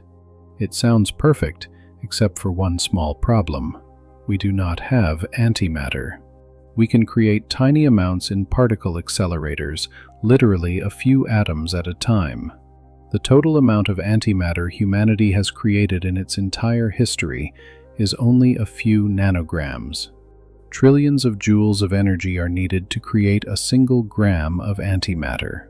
For an antimatter ship weighing 1,000 tons that aims to reach 50% of the speed of light, you would require approximately 1,500 tons of antimatter as fuel. To create that amount with our current technology would require more energy than the entire human civilization has produced throughout its history. And it would take millions of years to produce it, even if we dedicated every resource on the planet to the task. and this is only to reach 50% of the speed of light, a velocity at which a journey to Andromeda would still take 5 million years. To go faster, you would need even more antimatter, and the problem scales exponentially. No matter how you look at it, the fuel problem is insurmountable with any technology we can reasonably imagine. Time dilation, the invisible enemy. Time dilation, that strange relativistic effect where time passes more slowly for fast-moving objects, seems at first glance like a blessing for space travelers. If you can travel fast enough, time inside your ship will slow down, making long journeys seem shorter from your perspective. But time dilation is also a curse, and it renders certain types of space travel profoundly problematic from a human and societal standpoint. Imagine we have somehow solved all the technical issues. We have a ship that can accelerate to 99.9% of the speed of light. We decide to send an expedition to Proxima Centauri, only 4.24 light-years away. From the perspective of the Earth, the one-way trip takes approximately 4.25 years, slightly more than 4.24 because the ship is not traveling at the exact speed of light. The return trip takes another 4.25 years, total about 8.5 years. But for the astronauts on the ship, due to time dilation at 99.9% of the speed of light, time passes approximately 22 times slower. For them, the one-way journey takes roughly 0.19 years, or about 70 days. The return trip takes the same. Total, about 140 days, less than 5 months. Sounds great, right? The astronauts return having experienced only 5 months of travel, while 8.5 years have passed on Earth. But consider this from the astronauts' perspective. They left Earth 5 months ago by their clocks.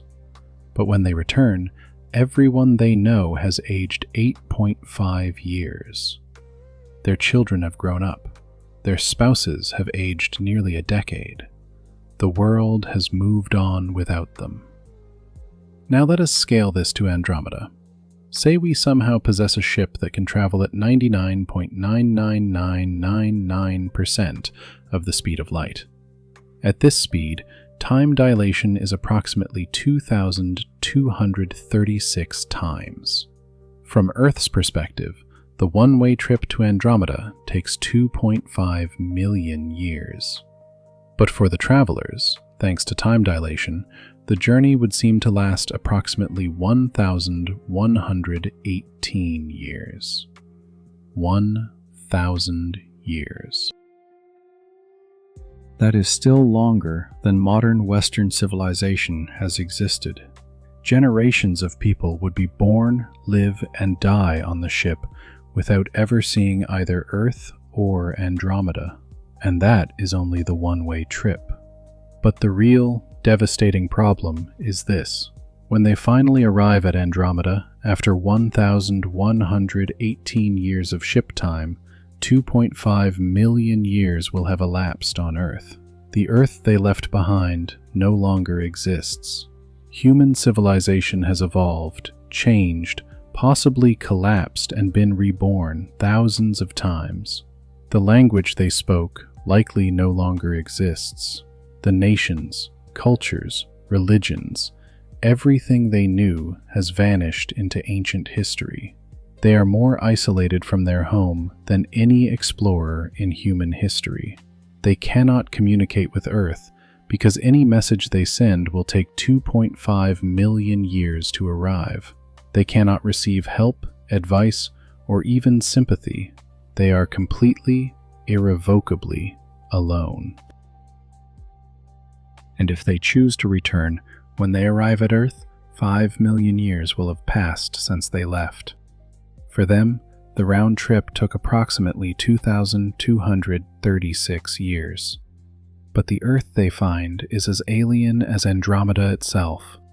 Human beings, if they still exist, would likely have evolved into something unrecognizable. It would be comparable to a Homo erectus traveling forward in time to the present day. Time dilation does not make long voyages easier. It makes them lonelier, more alienating, and more definitive. Every journey at relativistic speeds is essentially a one-way trip into the future, with no possibility of temporal return. You are leaving behind your time just as much as your place. Cosmic radiation and other deadly perils. Let us assume, just for a moment, that we somehow solve all the energy and fuel problems. We have a ship that can accelerate to relativistic speeds. We have crew members willing to accept the temporal alienation of time dilation. Could we then travel to Andromeda? No, because there is another set of problems equally fundamental: the hazards of interstellar and intergalactic space at high velocities. The space between stars is not perfectly empty. It contains approximately 1 hydrogen atom per cubic centimeter, along with traces of other elements, microscopic dust particles, and cosmic radiation.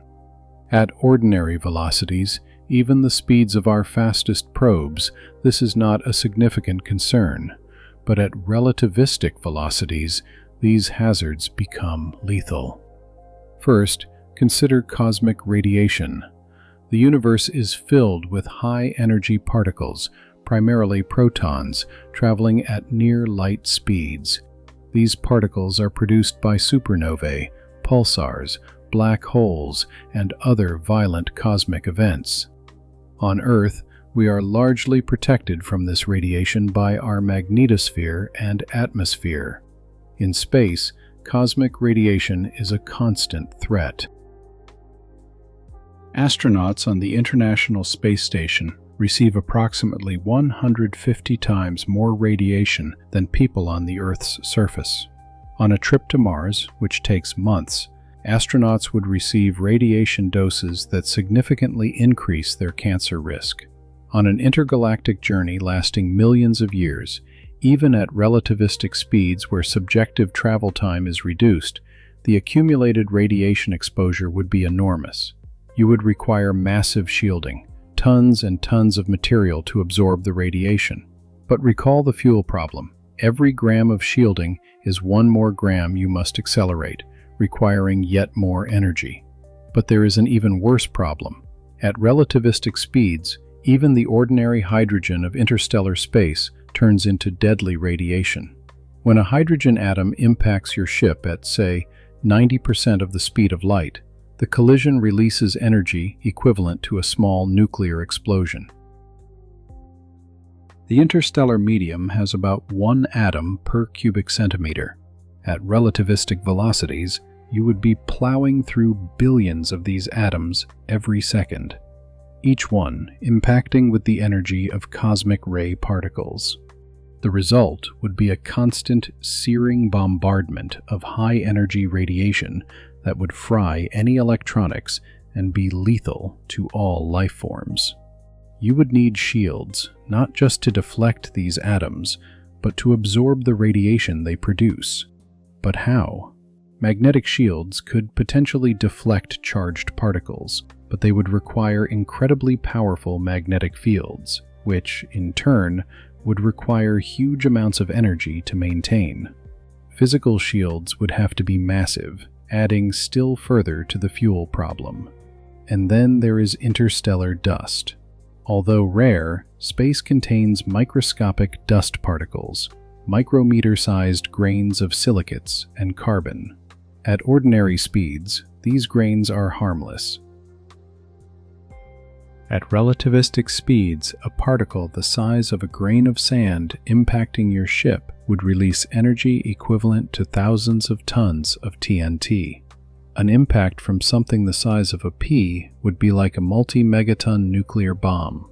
Intergalactic space, the vacuum between galaxies, is far emptier than interstellar space, with perhaps 1 atom per cubic meter instead of per cubic centimeter.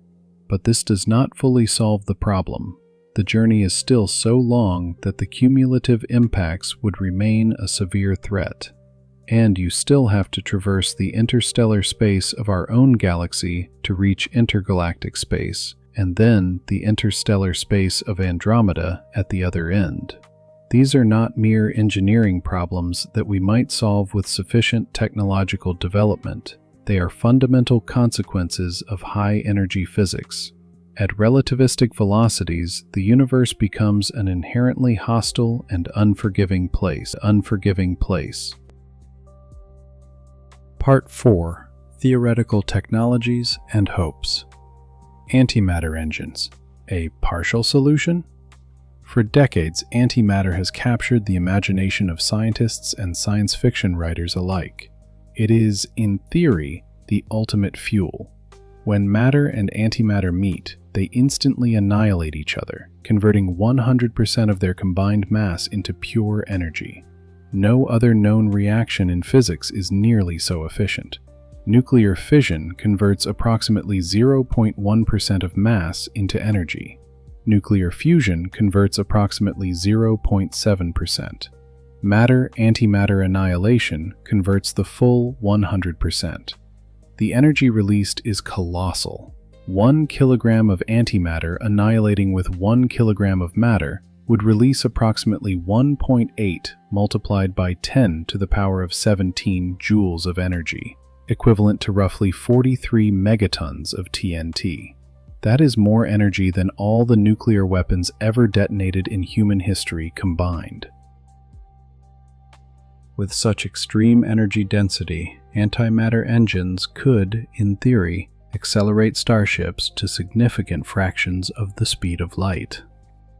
Calculations suggest that an antimatter-powered vessel could potentially reach velocities of 50 to 70% of the speed of light, which would reduce a trip to Proxima Centauri from 75,000 years to a mere 6 to 8 years. Even a journey to Andromeda could theoretically be reduced to only 3.5 to 5 million years. However, there are massive, almost insurmountable problems with antimatter propulsion. First, we do not have antimatter. Antimatter does not exist naturally in significant quantities in our universe. We can create it in particle accelerators by colliding particles at high energies, but the process is incredibly inefficient. It takes approximately 10 billion times more energy to create antimatter than you gain when you annihilate it. It is like spending $10,000 to manufacture a $1 bill. Second, we produce antimatter in ridiculously tiny amounts. CERN, the world's largest particle physics laboratory, produces approximately 10 million antiprotons per minute when operating at full capacity. This sounds impressive until you perform the math. It would take approximately 100 billion years to produce a single gram of antimatter at this rate. And remember, we require tons, not grams, for a functional antimatter engine. Third, storing antimatter is extraordinarily difficult. Antimatter annihilates instantly upon contact with normal matter. You cannot simply put it in a conventional fuel tank. You must contain it in magnetic or electric traps that keep it suspended in a vacuum, never touching the container walls. Current antimatter containment systems can hold a few antiprotons for days or weeks before loss occurs. Safely maintaining tons of antimatter stable for years of space travel is completely beyond our present capabilities. Fourth, even if we could produce and store antimatter, directing the explosion of its annihilation to create thrust is technically challenging.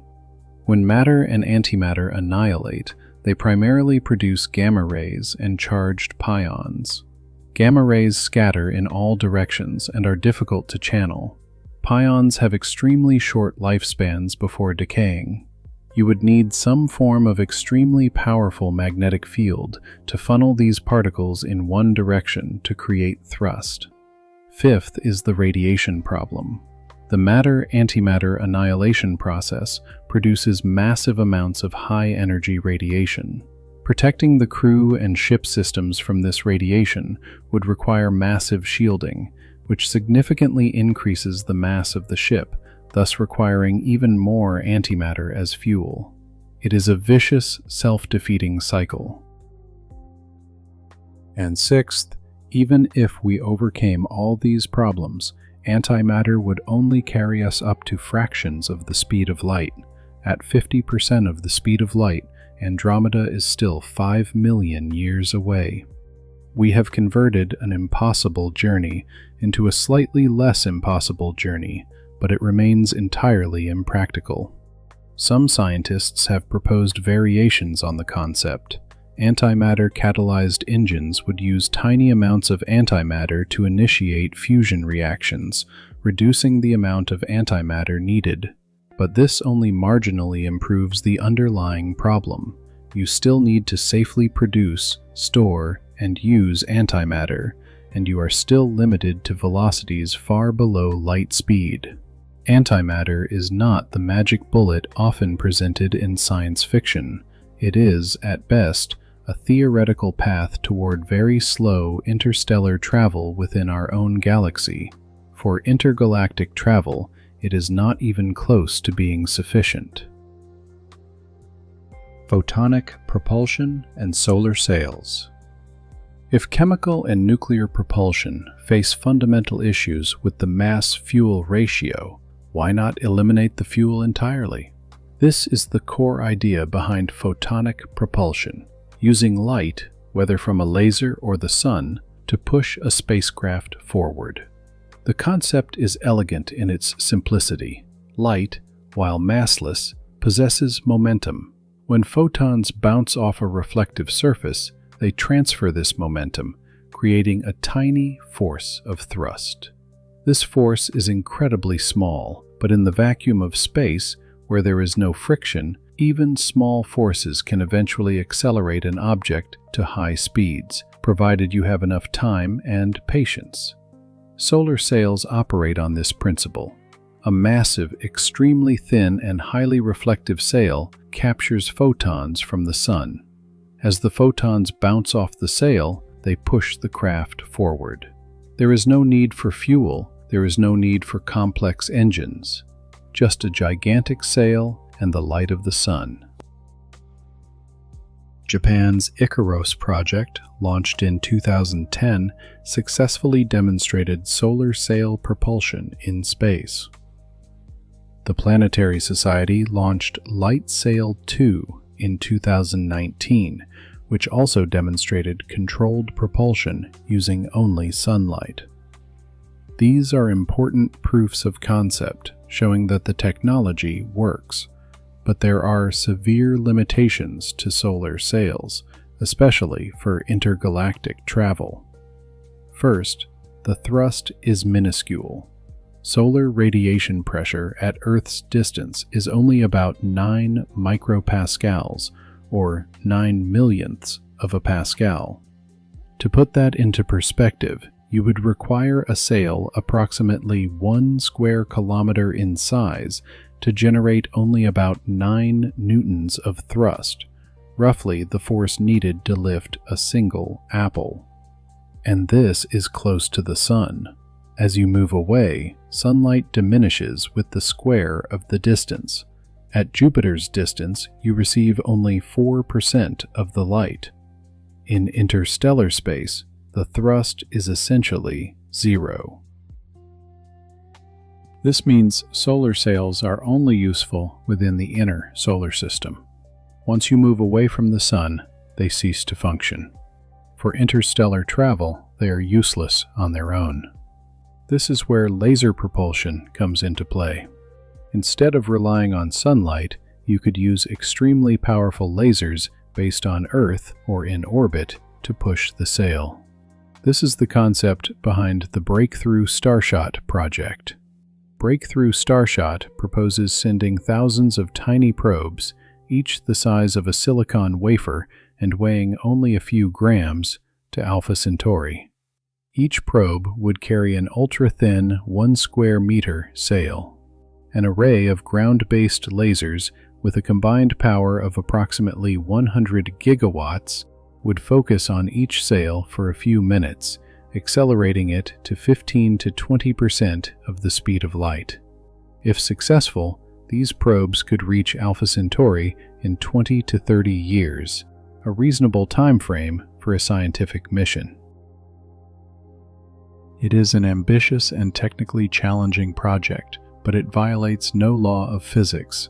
It could work, but note the limitations. First, it only works for extremely small payloads. A probe weighing a few grams is one thing. A habitable starship weighing thousands of tons is entirely another. The laser force required scales with the mass.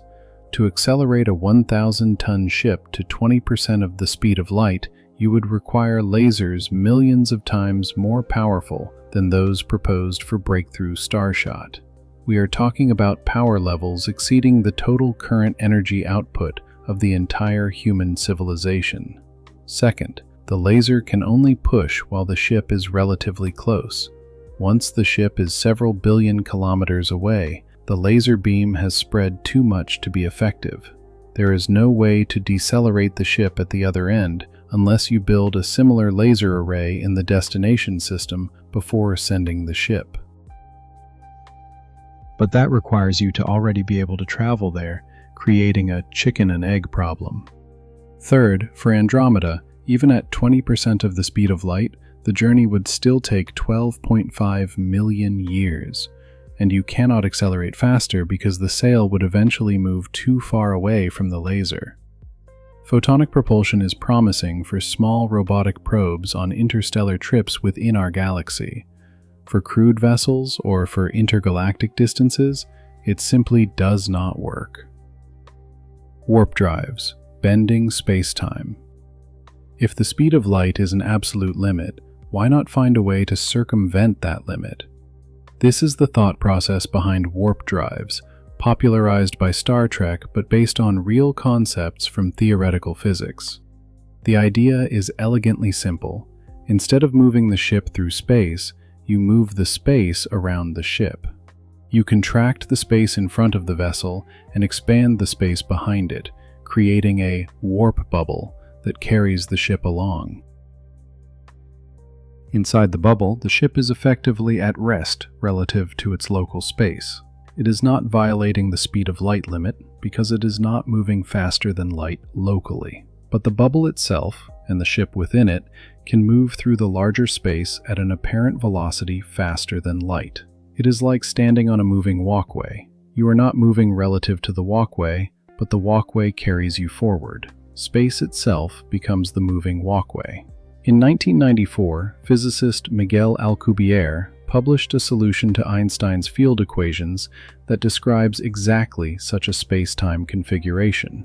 The Alcubierre drive became the mathematical basis for serious scientific discussions about warp drives. The mathematics works. The equations are consistent with general relativity. In principle, a warp drive does not violate any known law of physics. This has led some to suggest that warp drives might be possible with sufficiently advanced technology. But there are monumental problems. First, the Alcubierre drive requires exotic matter with negative energy density, not normal matter, not antimatter, but something that theoretically has negative mass or energy. Such matter would create repulsive gravity instead of attractive gravity, and as far as we know, it does not exist.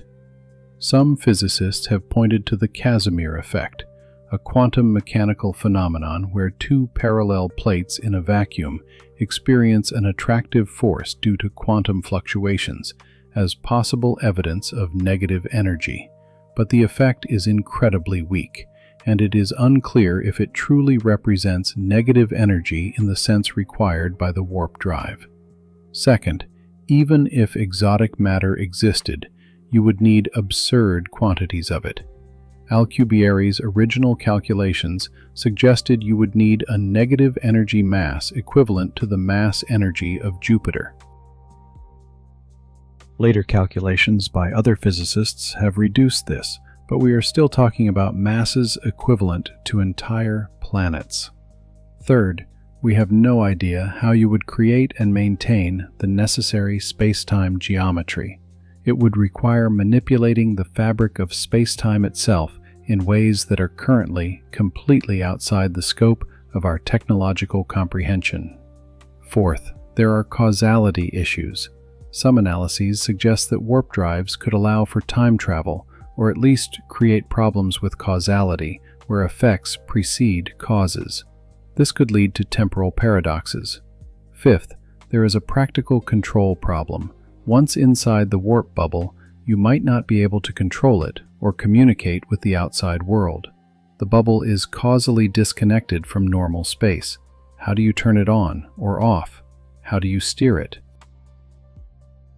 Sixth, when the bubble stops, it could potentially release all the energy accumulated at its forward edge in a catastrophic burst of radiation that would obliterate everything in the destination system.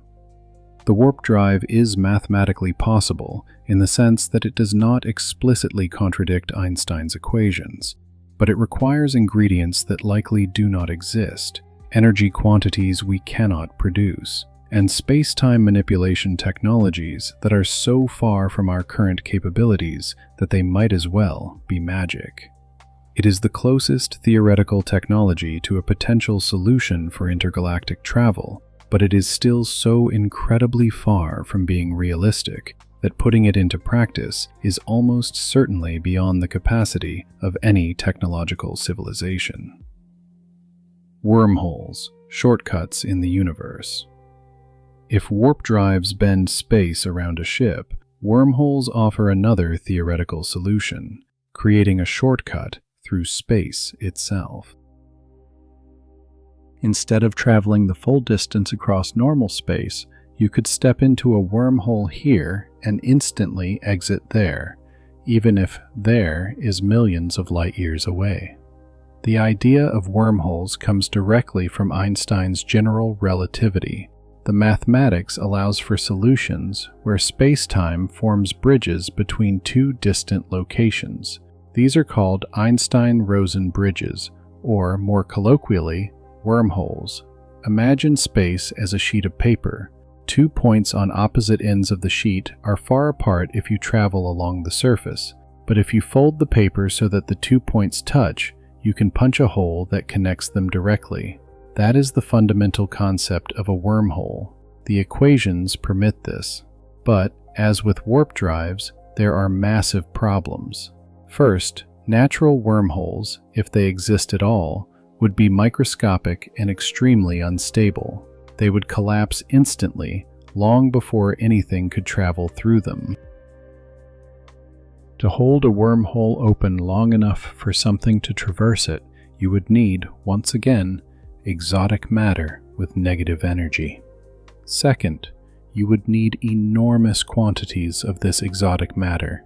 Calculations suggest that keeping a wormhole open large enough for a ship to pass through would require negative mass energy equivalent to a star. Third, you cannot simply create a wormhole connecting two arbitrary locations. Based on our current understanding, you would need two ends of the wormhole that are already close to each other, and then you would physically move one of the ends to the desired location. But moving the end of a wormhole to Andromeda would require that you can already travel to Andromeda, defeating the entire purpose. Fourth, traveling through a wormhole might not be safe. Tidal forces near the entrance could be lethal. Radiation within the tunnel could be deadly. And we do not know what would happen to normal matter upon passing through such an extremely curved region of space-time. Fifth, there are temporal problems. Some analyses suggest that wormholes could allow for time travel, creating causality paradoxes. Some physicists argue that this means traversable wormholes are impossible, that the universe has some mechanism of chronology protection that prevents them. Sixth, even if you could create and stabilize one wormhole, it only connects two specific points. To have an intergalactic travel network, you would need millions or billions of wormholes, each requiring negative mass energy equivalent to stars. The energetic cost would be astronomical. Wormholes are scientifically more respectable than warp drives in the sense that they are well-studied solutions to general relativity, but practically they are even farther from being realizable. They require matter that likely does not exist, energies we cannot produce, and space-time engineering technologies that are pure speculation. The Alcubierre Drive, science or fantasy? It is worth dwelling further on the Alcubierre Drive because it is the most mathematically developed concept of faster-than-light propulsion, and because it perfectly illustrates the difference between mathematically possible and physically achievable. Miguel Alcubierre, then a PhD student in physics, developed his warp metric in 1994. Inspired by Star Trek, he wanted to see if Einstein's equations would actually allow for something like a warp drive. He discovered that they do. The Alcubierre metric describes a region of space-time where space contracts in front of a ship and expands behind it. Within a central bubble, space-time is flat, and a ship could be effectively at rest. But the bubble itself moves through the space at any desired velocity, even faster than light. Mathematically, it is elegant. It does not violate relativity because the ship is not moving faster than light locally. Only the space is moving, and Einstein's equations place no limit on how quickly space can expand or contract. In fact, we know that space can expand faster than light. The universe itself is doing it. Distant galaxies are moving away from us faster than the speed of light due to the expansion of space. They are not violating relativity because they are not moving through space. The space between us and them is growing. So, what is the insurmountable problem with the Alcubierre drive? The central issue is exotic matter. To create the necessary space-time geometry, you require a negative energy density. Not just low energy, but negative energy, which is fundamentally different. As far as we know, such matter does not exist in macroscopic quantities. Alcubierre's original calculations suggested you would need negative energy equivalent to many times the mass of Jupiter. Harold White, a NASA physicist, published a paper in 2011 suggesting that by optimizing the shape of the warp bubble, you might reduce this to approximately the mass of Voyager 1, about 700 kilograms. But this still requires 700 kilograms of exotic matter that we do not have. Then there is the problem of positive energy. Even if you somehow had the necessary exotic matter, creating and maintaining the warp bubble would require incredible amounts of normal positive energy. Some estimates suggest energies equivalent to the sun's total energy output for years. And there are control problems. Once inside the bubble, you are causally disconnected from the exterior universe. You cannot send signals outside the bubble because you would be moving faster than light relative to the outside space. So, how do you control the ship? How do you steer it? How do you stop it? When the bubble is stopped, there is a catastrophic problem. All the photons, particles, and radiation that the bubble has been sweeping up at its leading edge during the journey would be released in a massive burst of energy. If you travel from Earth to Proxima Centauri at warp speed, when you stop, you could inadvertently bombard the destination system with enough radiation to sterilize any habitable planet. There is the problem of particles in the path. Even interstellar space is not perfectly empty. There are atoms, dust particles, and radiation. What happens when a warp bubble passes through them? They could become trapped in the bubble's structure, accumulating until the bubble is disengaged, contributing to the catastrophic energy burst. And there are the causality problems. Some physicists have argued that warp drives might allow for time travel or violate causality in other ways. If you can travel faster than light in one direction and space-time is adequately curved, you could create closed causal loops, effectively sending information into the past. The Alcubierre drive is fascinating because it shows that Einstein's equations do not explicitly forbid faster than light travel, but the abyss between not explicitly forbidden by the mathematics and physically realizable is enormous. It requires physics we do not know, matter we do not have, and space-time manipulation technologies that are pure speculation. It is more science than fantasy, but only barely. It is like an architect drawing blueprints for a building made entirely of a non-existent, gravity-defying material.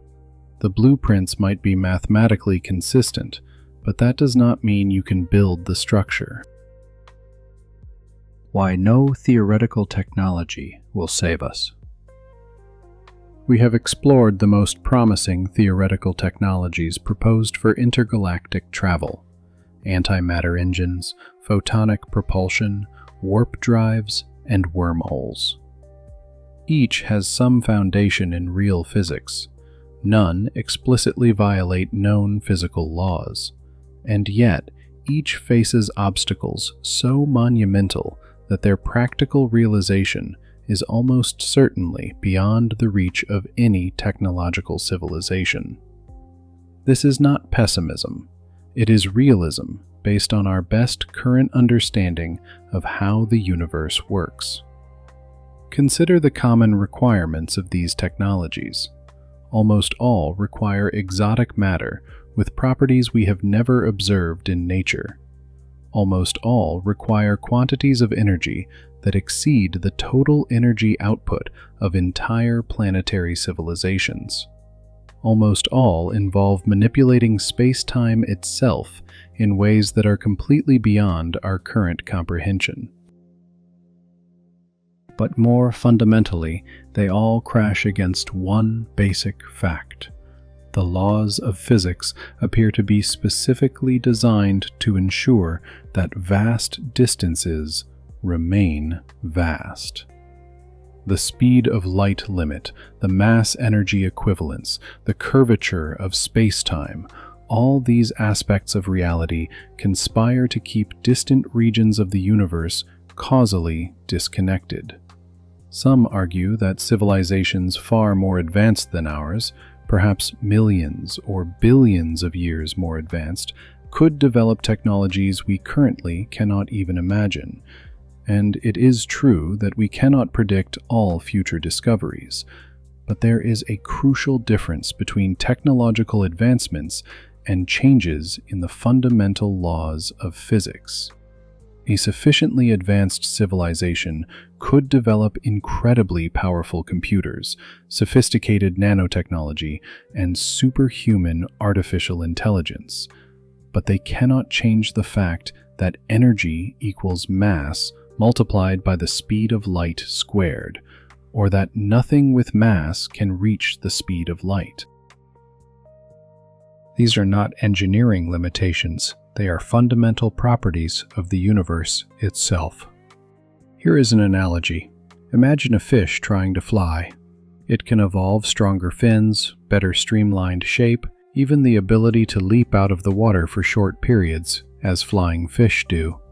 But as long as it remains a water-based organism that breathes through gills, it can never truly fly like a bird.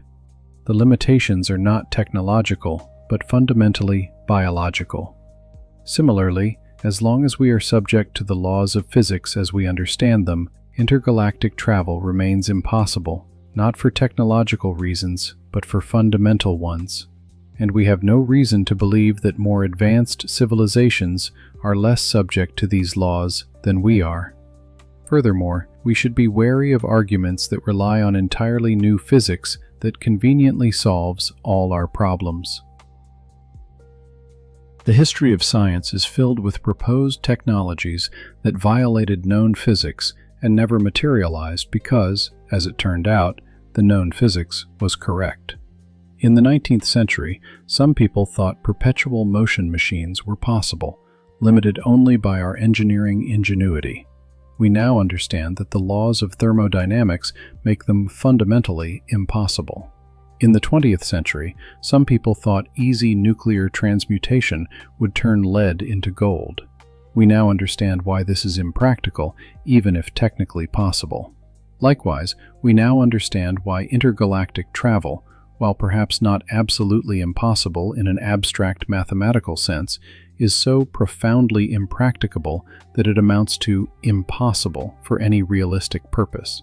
This does not mean we should stop exploring, stop investigating, or stop dreaming, but it does mean we must be honest about the limits of the possible. And the journey to Andromeda, or to any other galaxy, is almost certainly beyond those limits. Part 5. Trapped within our galaxy. The insurmountable barriers of intergalactic space. We have meticulously explored the staggering distances, the unyielding physical limits, and the most promising theoretical technologies. Now, we must face the inevitable, sobering conclusion. We are trapped in the Milky Way. Not temporarily, not until we develop better technology, but fundamentally, and most likely, permanently. Intergalactic space is not merely farther empty space. It represents a barrier of a completely different nature from any humanity has ever confronted. When the earliest human explorers gazed across the ocean was vast yet finite.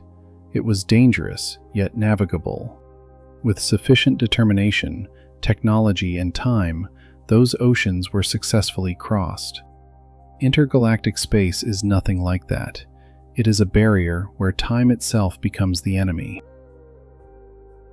where the scales are so vast that they transcend not only the individual human lifespan, not only the duration of civilizations, but potentially the duration of entire species. Consider what a 2.5 million year journey at the speed of light truly means.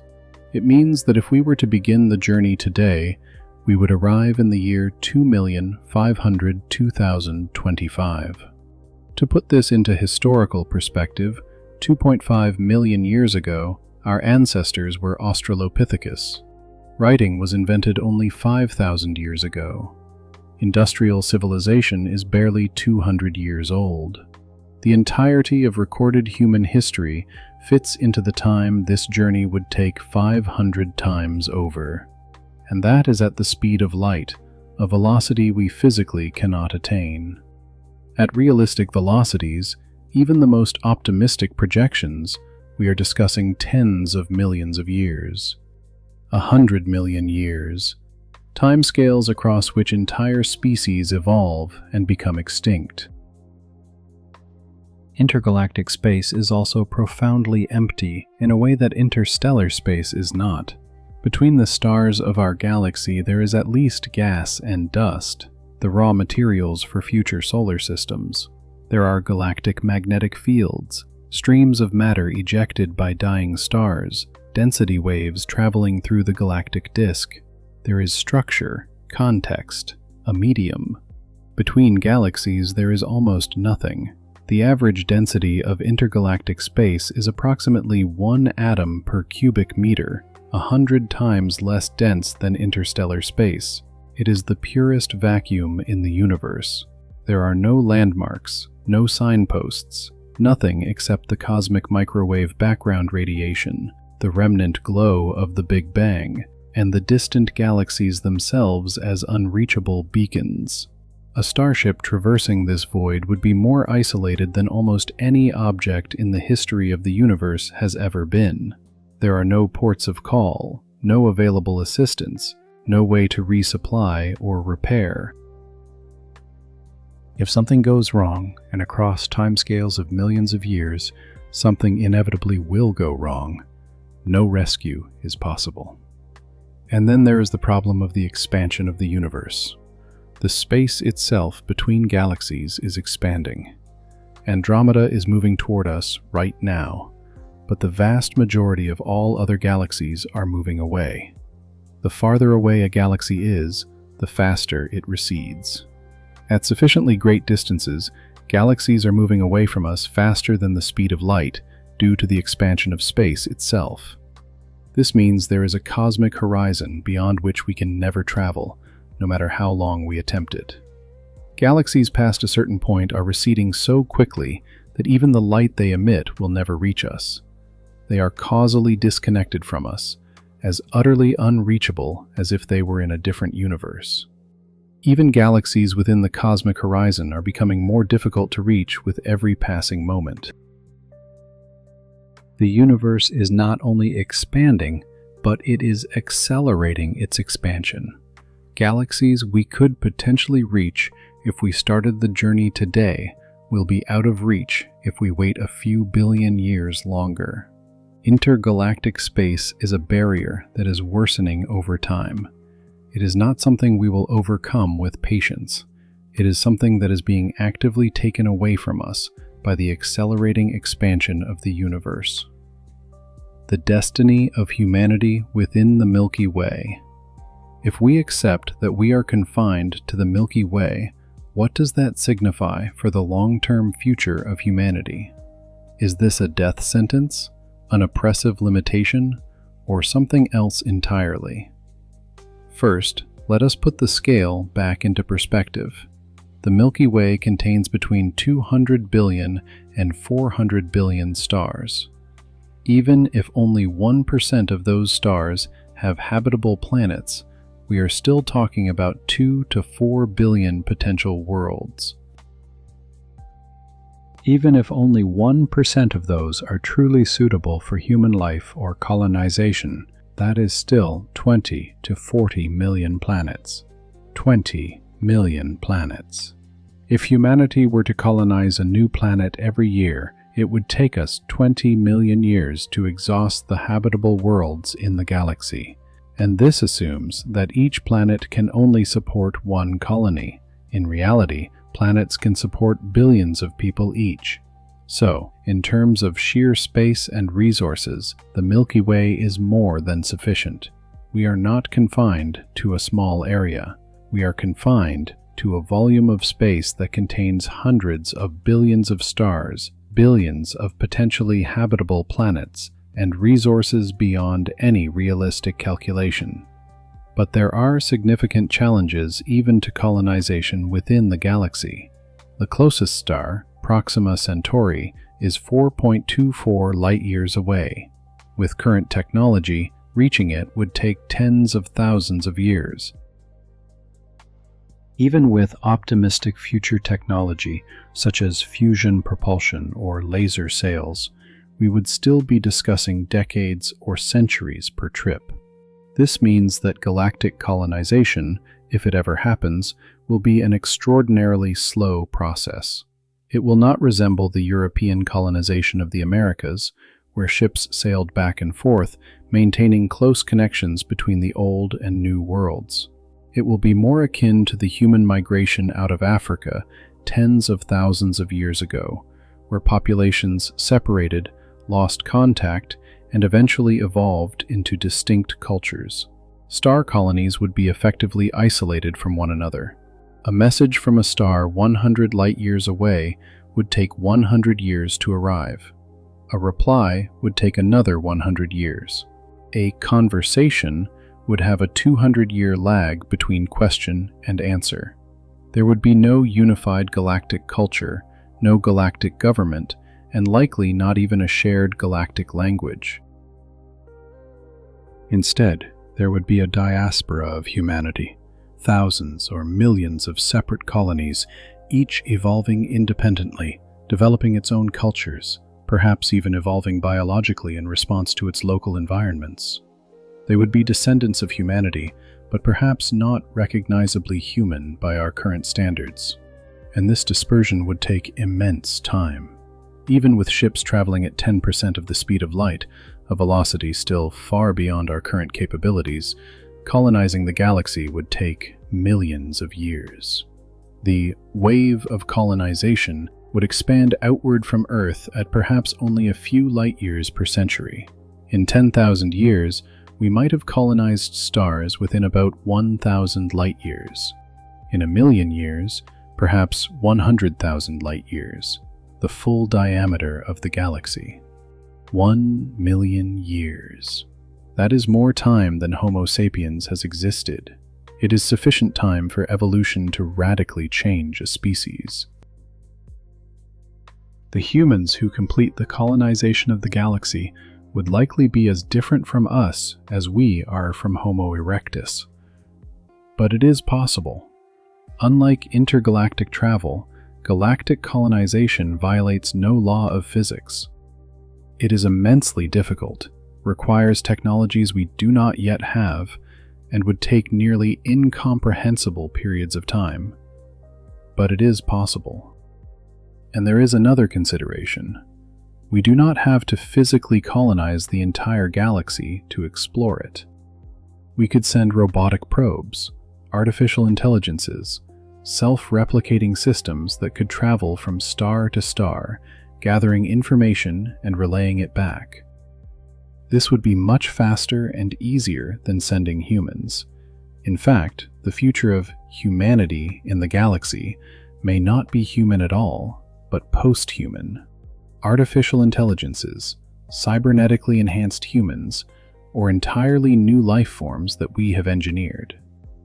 These entities may not have the biological limitations that make space travel so challenging for us. They could travel for centuries without aging, survive in environments that would kill organic humans, or even potentially travel as pure information, transmitted at the speed of light and reconstructed at the destination. The future of humanity within the Milky Way could be vast and varied, a diaspora of intelligence stretching across hundreds of thousands of light-years and enduring for millions of years. We do not need other galaxies. Our own galaxy is a sufficient empire to last as long as our species, or what our species becomes, exists. Let us speak specifically about what is available to us within the Milky Way, because the numbers are genuinely astonishing. 300 billion stars. 300 billion. It is a number so large it becomes abstract, so let us try to put it into context in various ways. If you visited one new star every second, it would take you 9,500 years to visit all the stars in the galaxy. If you spent a single day at each star, it would take 820 billion years, almost 60 times the current age of the universe. The stars are not distributed uniformly. Some regions of the galaxy are far denser than others.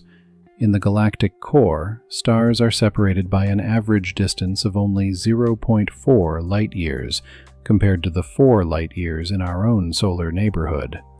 In globular clusters, dense groups of hundreds of thousands of ancient stars orbiting the galactic halo, stars can be separated by only 0.1 light-years on average, and much closer in the cores. In such regions, the night sky would be spectacular. From a planet in the core of a globular cluster, you would see hundreds or thousands of stars brighter than Venus in our sky. There would be no true night, only a perpetual twilight illuminated by countless suns. Each of these stars is potentially a solar system, a collection of worlds with their own histories, geographies, perhaps even biologies. Data from the Kepler telescope suggests that planets are extremely common. Most stars have planets. Many have multiple planets. The total number of planets in the Milky Way could easily exceed 1 trillion. And these planets are incredibly diverse. We have discovered lava planets with oceans of molten rock and iron rain, gas giants larger than Jupiter orbiting closer to their stars than Mercury is to the Sun, ocean worlds that might be completely covered in deep water, icy planets on the outskirts of stellar systems, planets that orbit 2 or even 3 stars at once. rogue planets that have been ejected from their star systems and now wander through interstellar space. And then there are the exotic objects. Neutron stars, where a teaspoon of material would weigh 1 billion tons. Pulsars that spin hundreds of times per second, emitting beams of radiation like cosmic lighthouses. Magnetars, with magnetic fields so powerful they would distort the atoms in your body from thousands of kilometers away. Stellar mass black holes, the remnants of massive stars that collapsed into gravitational singularities. Nebulae, vast clouds of gas and dust illuminated by the stars within or near them.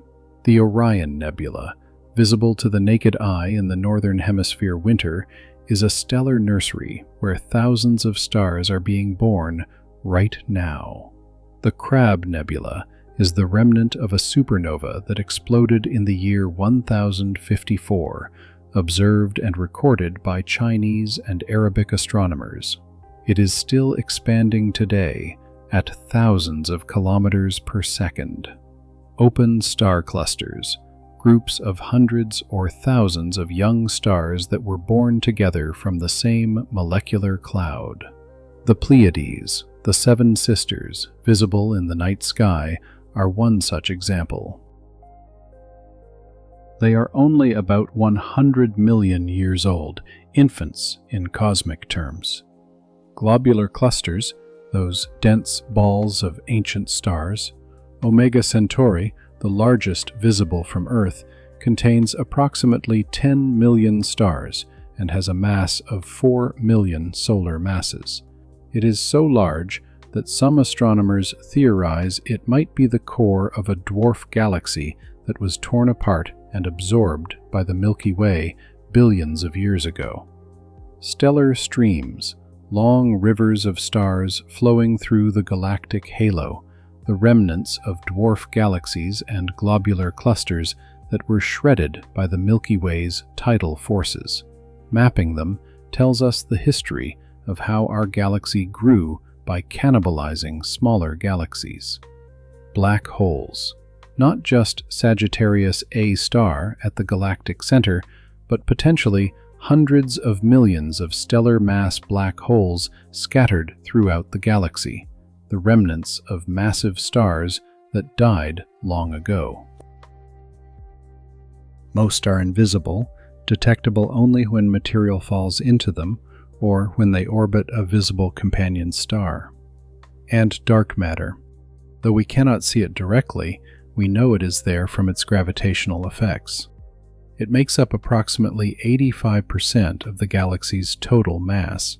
It permeates everything, passing through normal matter without interaction. Its nature remains one of the greatest mysteries in modern physics. The Milky Way also has a history.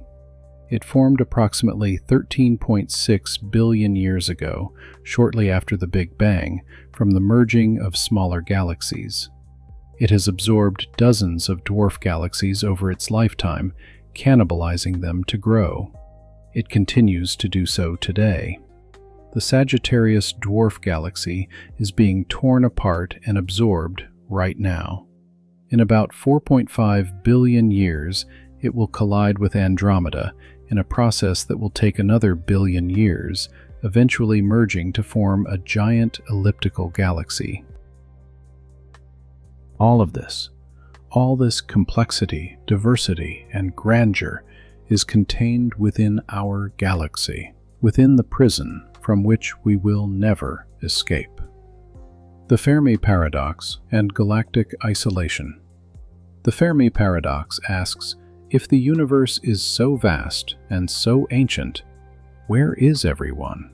If intelligent life is possible, and if the universe contains trillions of galaxies with hundreds of billions of stars each, there should be countless civilizations. Some of them should be far older and more advanced than we are. So why haven't we detected them? There are many proposed solutions to this paradox. Perhaps intelligent life is extremely rare. Perhaps civilizations tend to self-destruct. Perhaps they are out there, but are not communicating in ways we can detect. Perhaps intelligent life arises commonly, but rarely develops advanced technology. But there is another possible solution, one that relates directly to what we have been discussing. Intergalactic distances make civilizations effectively isolated within their own galaxies. Think about it. If intergalactic travel is impossible, as we have argued, then civilizations in different galaxies will never meet. Each galaxy is its own island universe, completely separate from all other galaxies. A civilization in Andromeda could be incredibly advanced, having colonized their entire galaxy, and yet we would still have no way of knowing or communicating with them in any meaningful way. But more than that, even within a single galaxy, the distances are so vast that civilizations may rarely or never meet. Our galaxy is 100,000 light-years in diameter. If there are, say, 10,000 technological civilizations in the Milky Way right now, each occupying a region of roughly 100 light-years in diameter, the spheres of influence of neighboring civilizations would typically be separated by thousands of light-years. At the speed of light, a signal from one civilization would take thousands of years to reach another. A conversation would have a lag of thousands of years between question and answer. And this assumes both civilizations are actively transmitting and listening, that they use compatible technologies, and that they recognize the other's signals as artificial.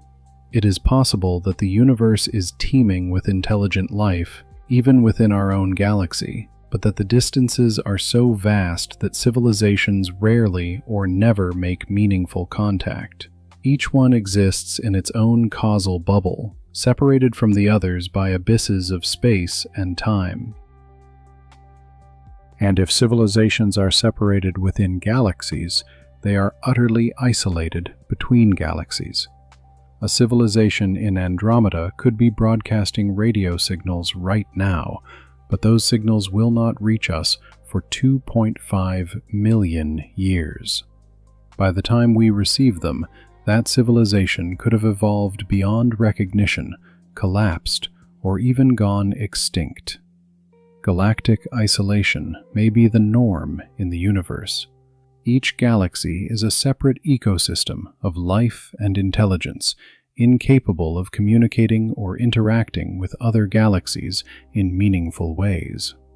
The universe is not empty, but it is fragmented, divided into countless island universes that will never touch. This is perhaps the most profound and melancholic realization of our discussion. We are not alone in the universe. Statistically, it is improbable that we are, but we might as well be alone, because the distances separating us from any other intelligence are so vast that contact is an impossibility. We are shouting into a vacuum, and though there may be others shouting too, our voices will never reach each other. The laws of physics have placed us in separate rooms of an infinite house, and the walls are too thick, the distances too great for us to ever hear one another. We have reached the end of our journey, and the conclusion is clear. We will never leave the Milky Way.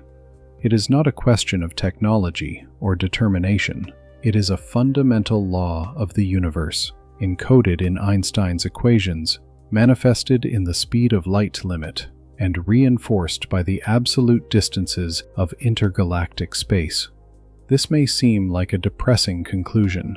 After all, humanity has historically defined itself by its willingness to explore, to push beyond known limits, to reach ever-receding horizons.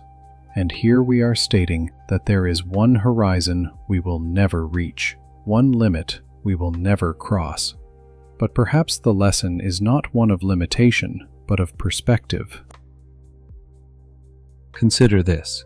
Just 500 years ago, Europeans did not know the Americas existed. The known world was Europe, parts of Asia and Africa. Exploring that world, mapping its coasts, understanding its geography, took centuries of effort. And yet, that entire world would easily fit into a fraction of the Earth's surface. 100 years ago, we thought the Milky Way was the entire universe. We did not know other galaxies existed. Our known universe was perhaps 100,000 light-years in diameter. Today, we know the observable universe is 93 billion light-years across and contains approximately 2 trillion galaxies. Our knowledge has expanded immensely, but our physical reach, our ability to actually travel and explore, has barely grown. We have sent humans to the moon, 384,000 kilometers away. We have sent robotic probes to the edges of the solar system, about 20 billion kilometers. In cosmic terms, we have gone nowhere. And yet, we have learned so much. Telescopes have allowed us to see all the way to the edge of the observable universe. We have observed light from galaxies that existed when the universe was only a few 100 million years old.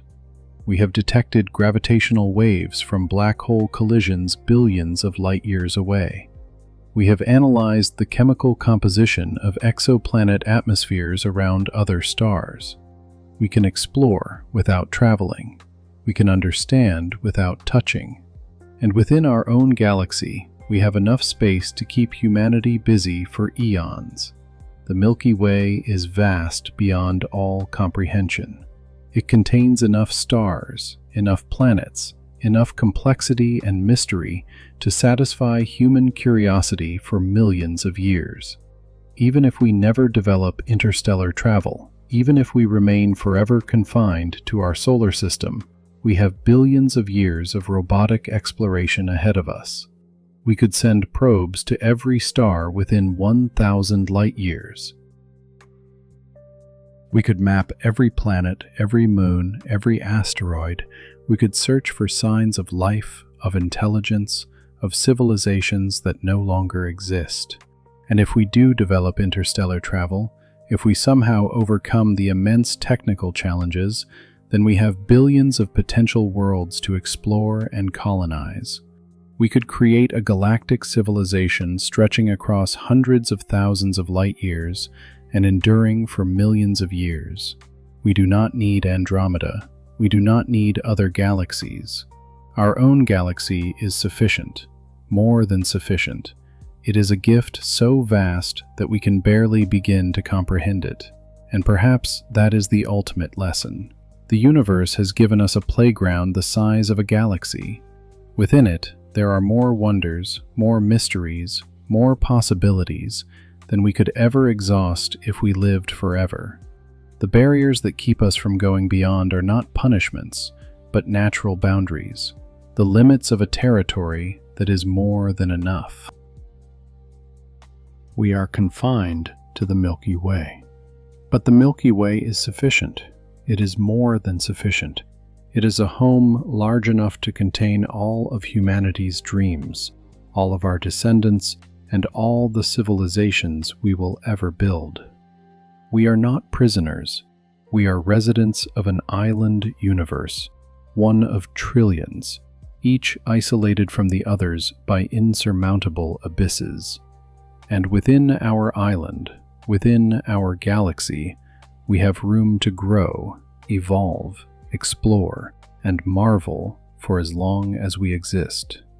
The stars are ours. Perhaps not all the stars in the universe, but our stars, the hundreds of billions within the Milky Way. And that, finally, is enough.